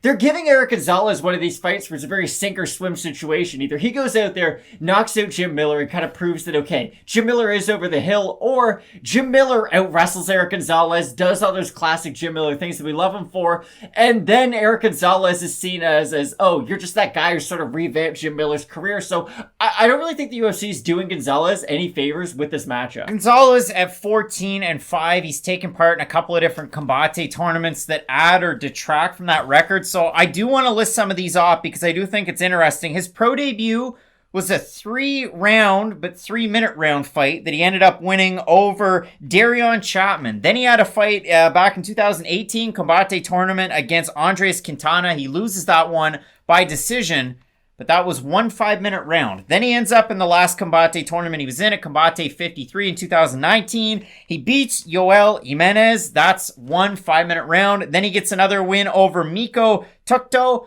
3 3-minute rounds. Then he ends up losing to Umberto Bandonai. 3 5-minute rounds. Tournament, Copa Combate. They have the big trophy. Campbell McLaren gets excited. For Erick Gonzalez, he's won his last 2 fights with some smaller promotions, one in Mexico, one in the States. Gets a win over 7-5 Oziel Rodriguez. Gets a win over, 5-3 Samuel Alvarez.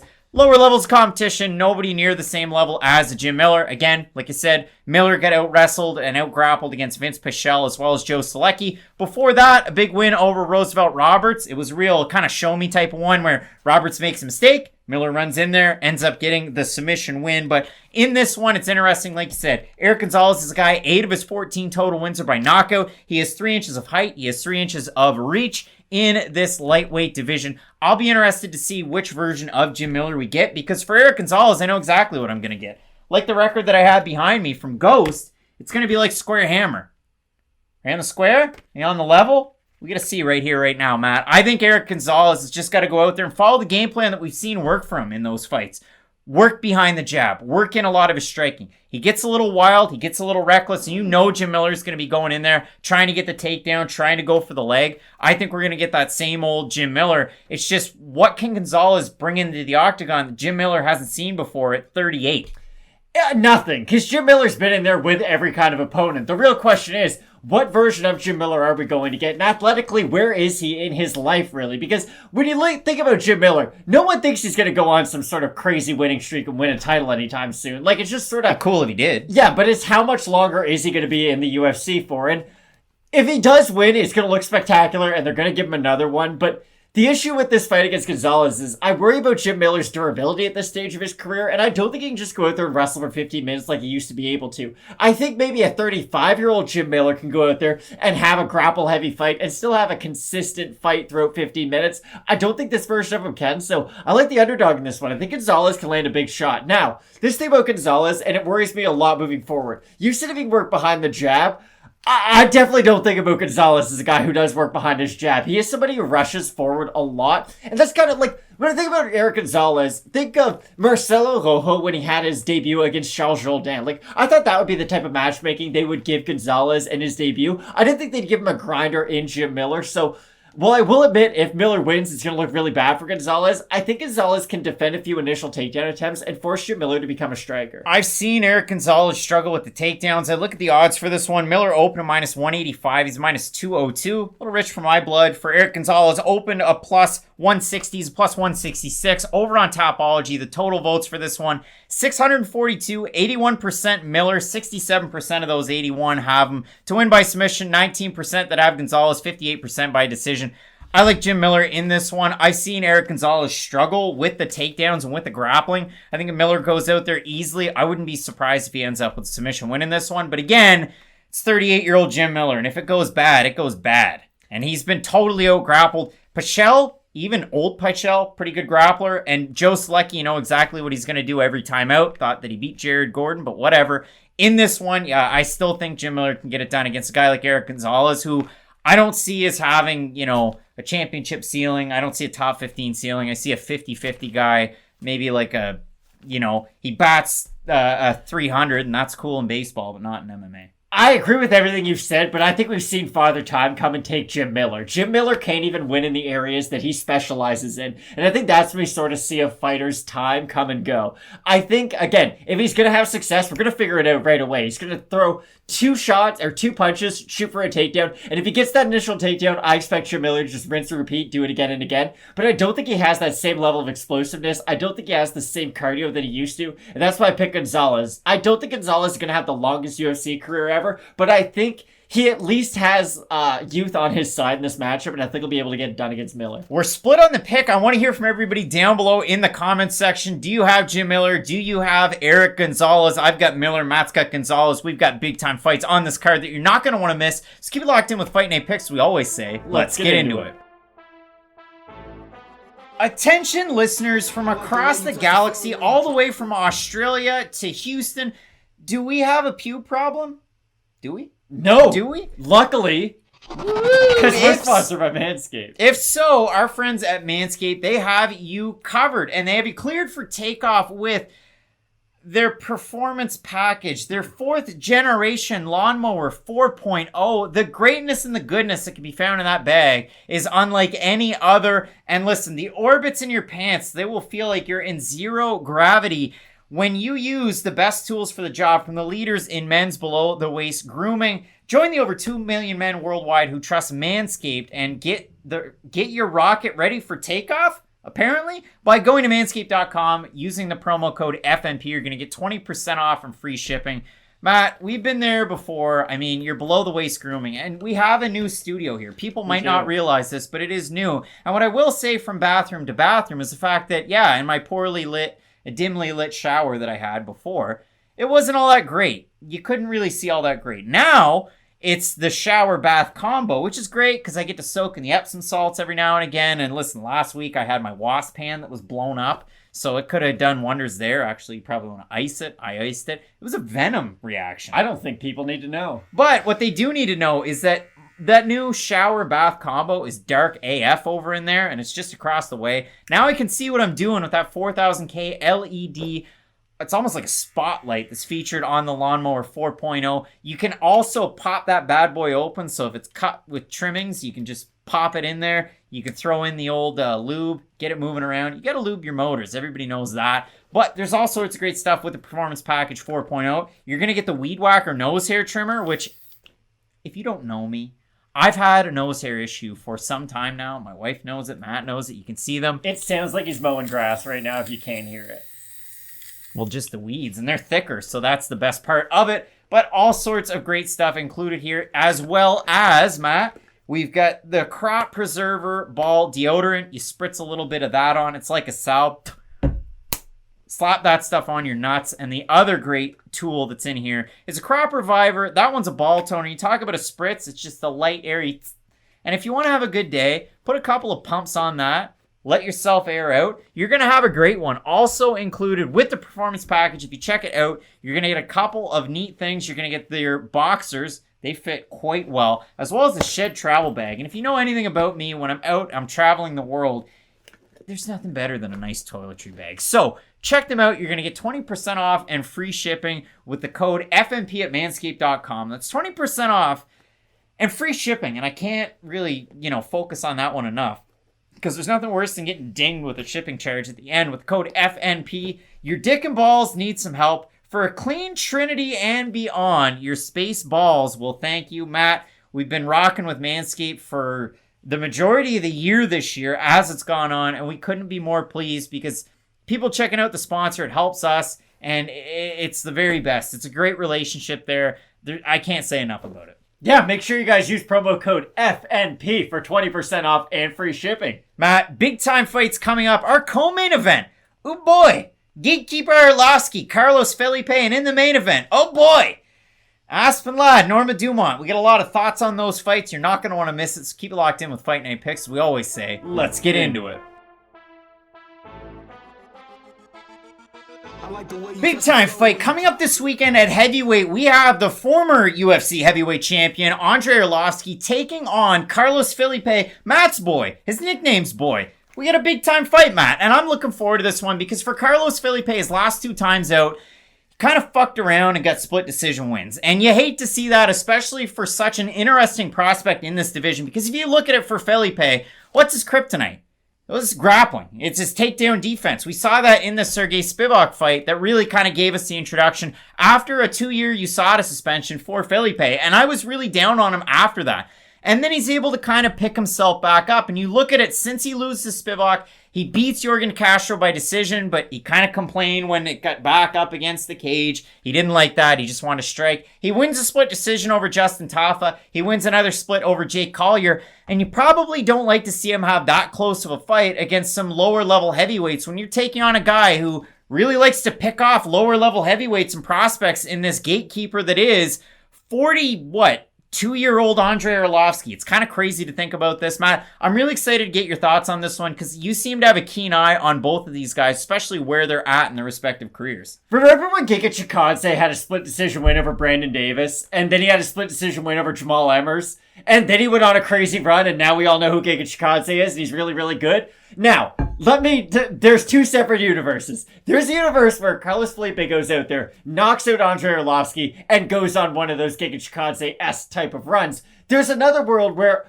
all of those questions and concerns that we do have about Carlos Felipe just keep on getting brought up in performances over and over and over again, and those holes are never fixed, because I would say the best version of Carlos Felipe is a really exciting fighter in the heavyweight division. He does have good boxing for the division. He's got good cardio for the size of him. He's sort of in that like Javi Ayala, Derek Lewis category where he moves a lot better than his size would suggest. You look at him and he does have a bit of a brooding forward type of a style, but I would still say he's much more athletically fit than his size would suggest. But this is one of those classic, can you knock out Andrei Arlovsky or can you not knock out Andrei Arlovsky type of a fights? And we've seen Arlovsky have like 7 different stages to his career. Like Ray Allen had 7 stages to his career. He went from being a superstar to more of a role player to more of a bench piece. Andrei Arlovsky went from like superstar to all-star, just sort of a ranked fighter, to litmus test for, prospects, to just sort of unranked fighter. And then he built himself up to being the litmus test again. And then now we're sort of in this weird zone where we don't really know what Andrei Arlovsky is. Is he in the Jim Miller category of,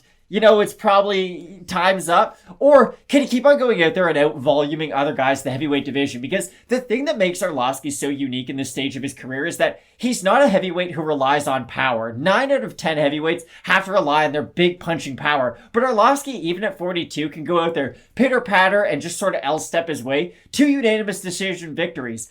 This fight will be very interesting, though, because if he does get into any exchange with Carlos Felipe, I think Felipe can knock him out. And I know we haven't seen Arlovsky go down recently like we did throughout the majority of his career. Remember, this is a guy who has 11 losses via TKO KO. Like, when you look at Andrei Arlovsky's losses on a Tapology page, it looks like most fighters' actual records. There's just so many fights on there. I just worry about Arlovsky at this stage. I don't think he has the same movement that he once did throughout his career, even in that later stage, and I could see him getting caught by a big shot by Felipe. Carlos Felipe hasn't knocked anybody out in the UFC, and he's shown really technical boxing, but again, I said it right from the start. He just kind of goofs around. It's like, yeah, I'm gonna win this fight. So, okay, we want to exchange in the pocket. We're gonna do like a real boxing fight. We're gonna put our heads together. We're gonna just throw some nice shots. 1, 2, pop, pop. Felipe, is he gonna go to the body? Is he gonna go to the head? What's he gonna do? Because you know he's not gonna throw a kick. But when I look at this one, yeah, it really is a tricky one to try and get a read on. For Arlovski in the 5-on-in, that's where it's really interesting. He has a loss to Jairzinho Rosenstrike almost 2 years ago by knockout. He beats Felipe Lins. He beats Tanner Boser. He loses to Tom Aspinall, but that was going to happen. That's 7 months ago. And then 5 months ago, he beat Chase Sherman, who tried to box, didn't really kick, and then just kind of started to fall off a cliff as the fight went on, and he got really tired. So we'll see what happens in this one. I look at the odds for this. Arlovski opened the favorite, -160. The odds are at par, -110. Felipe opened the underdog, +140. Odds are at par. The votes over on Tapology, we haven't seen them. Bit of a surprise here. 823 total votes, 67% Arlovski, 88% have him to win by decision. The 33% that have Felipe, 58% by decision. There's 33% that have him to win by knockout. The rest have him by submission, which is incredibly unlikely in this fight. Carlos Felipe coming out of Life Artes Marcias MMA. You have Andrei Arlovski at one of the biggest gyms in the world, American Top Team, where he spent a lot of time recently training with some great heavyweights. I look at this fight. It's very much a flip of a coin where those odds are at right now. For Felipe, as such a young guy that's dedicated to continue to win, I do worry about that fight style when he goes out there and just kind of goofs around. Because you can't beat Arlovski goofing around. Especially, even at 42, you can't beat him that way. It really is tough. You got to go out there looking mean, looking green like the Hulk, and you got to go out there and try and finish this guy. I think he will finish him, to be completely honest. I know you brought up that Felipe doesn't have any knockout wins in the UFC yet, and you are correct. But the difference between Arlovski and all the other guys that Felipe's fought is that Arlovski's much more brittle at this stage of his career than any of those other guys. Like, he hit Jake Collier with some bombs, and to Jake's credit, he stayed standing. And I know that's a former middleweight moving up, but still, he landed some really clean shots in that fight, and those were shots that I just don't think Arlovski can absorb. But this is the thing about Arlovski. He was able to use his movement and that sort of pitter-patter point fighting style, to his credit, really late into his career. But I feel like the last fight against Chase Sherman, yes, the hands are still on point. He can still out-volume guys and out-point guys with his hands. But I think the legs are starting to slow down. It's kind of like Manny Pacquiao when he fought Ugas in his last fight. His hands were still really good, but his feet just weren't the same like Hall of Fame level that we still remember. They were starting to slow down, and I feel the same way with Arlovski. I think he's going to be able to get from point A to point B, maybe a little bit faster than Carlos Felipe. Maybe he will start to land a little bit early on, but I do think the pressure of Felipe will eventually get to Arlovski. If this was 37-year-old Arlovski, maybe if this was even 39-year-old Arlovski, he'd be able to win a decision, but I just think the forward pressure of Felipe and the fact that Felipe is one of the few heavyweights that I think can at least match the pace of Arlovski, I do like Carlos Felipe in this matchup. I felt the same way with 41-year-old Arlovski when he fought Tanner Boser. Boser was in and out, more so out, but Felipe does typically move forward a lot more. So for me, I'm going with Felipe ever so slightly in this one. Let us know down below in the comments section who you have. We're in agreement on this one. We got the Brazilian Carlos Felipe in a big fight in the main event that shouldn't happen. Aspen Ladd's taking on Norma Dumont. Let's get up for it. Keep locked in with Fight Night Picks. As we always say, let's get into it. Big time fight coming up at 145 pounds. Yes, you heard that right. This one is a main event that's actually going to happen. It's 5 rounds, and Norma Dumont is going to be the fresher fighter coming into this one. We have the immortal Norma Dumont taking on Aspen Ladd. And Matt, for this fight, it's kind of weird that it got thrown together. I mean, Norma Dumont's a fighter that at 135, well, let's even back it up. She makes her debut in the UFC. Fresh face, less than 10 pro fights. She fights Megan Anderson, eats a right cross, gets knocked out. All right, so then we move her back down to 135. She fights Jessica Rose Clark. She weighs in 139.5 for a fight at 135. She wins that fight. She's supposed to take on Erin Blanchfield, a short notice replacement. She weighs in 139.5 for that fight. So they don't make that fight. So for Norma Dumont, you look at it, it's been a weird run. She beats Felicia Spencer by split decision her last time out there, and she's originally supposed to take on Holly Holm in this main event at 145. Now, weighing in for her last fight against Felicia Spencer, 146, everything's good. For Aspen Ladd, she was supposed to take on Macy Chasson just a couple of weeks ago, weighed her at 137. The fight didn't happen. You know, Aspen Ladd had so many different issues with the weight, and she had issues at 125, let alone 135, so I'm particularly surprised that we ended up with this fight, but Who else are you going to take? I don't know. It's just that the UFC has too many cards. This one is one of those cards that, probably going to get lost in the ether after. This is a pick that's going to go on our records, and life goes on, as they say, Matt. So we have this fight between Norma Dumont and Aspen Ladd. Bit of a clash of styles here. I mean, Norma Dumont, known as a striker. And for Aspen Ladd, she can wrestle and wrestle and wrestle and just wear on fighters. And look at her now. I mean, 9-1, the only loss to a great striker in Jermaine Durandamy that she didn't think should have been a loss that quickly, but it was one that happened nonetheless. What are we saying about this one here? You're not gonna like this, but I don't think this is the worst fight ever. I really don't. I think there's a world out there where this could be an entertaining fight just because their styles do contrast so much. And in Aspen Ladd, she is a similar fighter to Felicia Spencer, but I honestly think there's an added level of danger when you're fighting someone like Aspen Ladd because with Spencer, yes, she's a great grappler. She's gonna wear on you. She's got great submissions. She doesn't really have the ground and pound though to really soften her opponent up to then go for the submission afterwards. Whereas with Aspen Ladd, she is on the short list of best ground and pound fighters in the UFC, I'd say. I know Khabib, he's retired. Volkanovski's got to get a mention, but Aspen Ladd is there somewheres on the list. If you look at her win over Yana Kunitskaya, even look at her win over Tanya Evinger, who is tougher than a $2 steak, but still, Aspen Ladd held her down, and there was just nothing they could really do from that top position.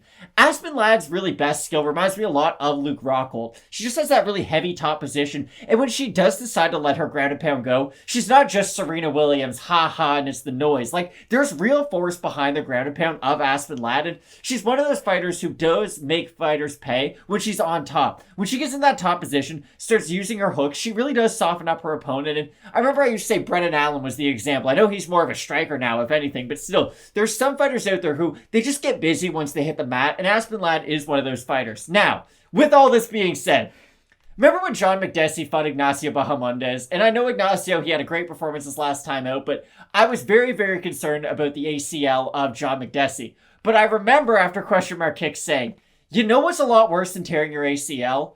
Missing weight so much that like you were on death's door the day before an actual fist fight. Aspen Ladd was that kind of drained only a week ago, and that's something that you do have to be concerned about. Like Kevin Holland. Kevin Holland's fighting Kyle Dawkins in what? It's only a couple of weeks now. I'm concerned about Kevin Holland with such a quick turnaround after being dropped so bad by Cat's out of the bag. I've got Kyle Dawkins to win that fight. But there, you can understand why there's a lot of question marks surrounding that fight because of the damage Kevin Holland took. Now, I understand it's not Kyle Dawkins' fault. Like, their heads hit. He was just doing what he was supposed to. I'm worried about Aspen Ladd in a very similar way. Listen, I think she's going to make weight. I'm not concerned about that. But that has an effect on your body. And I'm sure Aspen Ladd hasn't been in the gym training 100% for the last 2 weeks like Norma Dumont has been in preparation for someone like Holly Holm. You can call her Aspen. You can call her Ladd. You don't have to call her Aspen Ladd every time. But for Aspen Ladd, she's going to take on Norma Dumont. And Aspen Ladd in this fight, I'm just kidding. I think she has a great opportunity in this one. If it was a full training camp, if the weight issues weren't issues, if we didn't hear about any of that, man, Norma Dumont's bad. Like, and in a good way. She is, as Joe Rogan once said about, who was it, Claudia Gadelia? Cynthia Calvillo. She's nasty. When Norma Dumont has the fight on the feet, you got to watch out for her. And the Immortal's a wicked nickname, but man, Dumont is a tricky fighter when this is standing, and I think at 145, it's going to pay huge dividends. You're going to see two fighters that do not look like they're the same size, and the crazy thing about this one is height and reach and all that considered, they're fairly close, really, and I mean, you might see Ladd have a couple of advantages here and there. She's a little bit shorter, the reach a little bit less, but I'm eager to see these two face off. But for me, when I look at this one, Dumont opened at a plus 140. She's a plus 124 right now. Ladd open to minus 160. She's minus 150. Over on Tapology, those pesky votes, 682 of them, 72% Ladd, 59% by knockout. Matt, when we have a look, I'm going to bring it up. This is unplanned, but the Fight Night Picks fans, you guys want this. I threw it out there in the community tab over on the YouTubes, and that's where people like to have a lot of tricky fun. And when I threw it out there, Matt, what is it? 61% have Ladd, 39% have Dumont. Out of the comments section, top comments, we have Ladd has a similar style to Dumont, and Dumont has been the one training 5 rounds. Dumont 49-46. Don't panic RS, just when you thought the last card was worst card of the year. Kiko Sijara saying, I don't know, guys, there's some real bangers on this card if you look past the abysmal main event and so on and so forth. But a lot of people have Ladd in this fight. So who are you going with here? This fight's gonna be one-way traffic. Again, it's either Aspen Ladd gets that first takedown, absolutely dominates Dumont on the mat, and we look really stupid, and Aspen Ladd's fighting Amanda You can Nunes. call her something else. This is the thing about Dumont, though. I think she's the far better striker at range, and I really think she's going to make Aspen Ladd pay when she is on the outside. Because the thing with Ladd is, even look at the Eubanks fight that she had. When Sijara was able to get on the inside, use her clinch, and just force her to strike, she was having a ton of success on the feet against Ladd, and I do think that Dumont can replicate a very similar game plan. I just think it's going to come down to her takedown defense more than anything. And the fact that Ladd was getting ready for a 15-minute fight and not a 25-minute fight does concern me quite a bit. In no other sport is it, hey, your opponent got switched, and now you're playing an 18-inning baseball game and not just a 9-inning one. Like, it's a really big deal that they're adding another 10 minutes onto the fight, and that's why I'm concerned about Ladd's cardio. Unless she goes out there, gets a very easy takedown in the first round and the second round, doesn't have to exert herself a lot in the wrestling, and then is just able to completely wear on Dumont. I really like Dumont as the underdog. I've had a few underdogs in this card. Yeah, I'm going with Dumont in this spot as well. I think the striking's going to play out, but when you're going from playing at Dodger Stadium at noon, and it's supposed to be a 9-inning game, now it's 18 innings at Coors Field, and we're playing at midnight. Like, it's totally different. I like that particular set of skills to fall with Dumont, who's already getting ready for the fight. If you think we're crazy, you let us know down below in the comments section. What did you like this week? What didn't you like? You let us know that too. We have an 11 fight set coming up this weekend. Make sure you check out Fight Night Picks !Kicks 2 hours before the prelims when they go live here. If you haven't subscribed, you should, because at 30,000, we're going to hit that mark and start pumping out those Dana White's Contender Series previews and predictions. If you like the video, toss us a like. We would really appreciate it, and we hope you enjoy the fights coming up this weekend, because after this, it's just a slew of great fights. 267, 268, Rodriguez Holloway. Like, there's so much to get excited about. Keep it locked in with Fight Night Picks. We always say, let's get into it.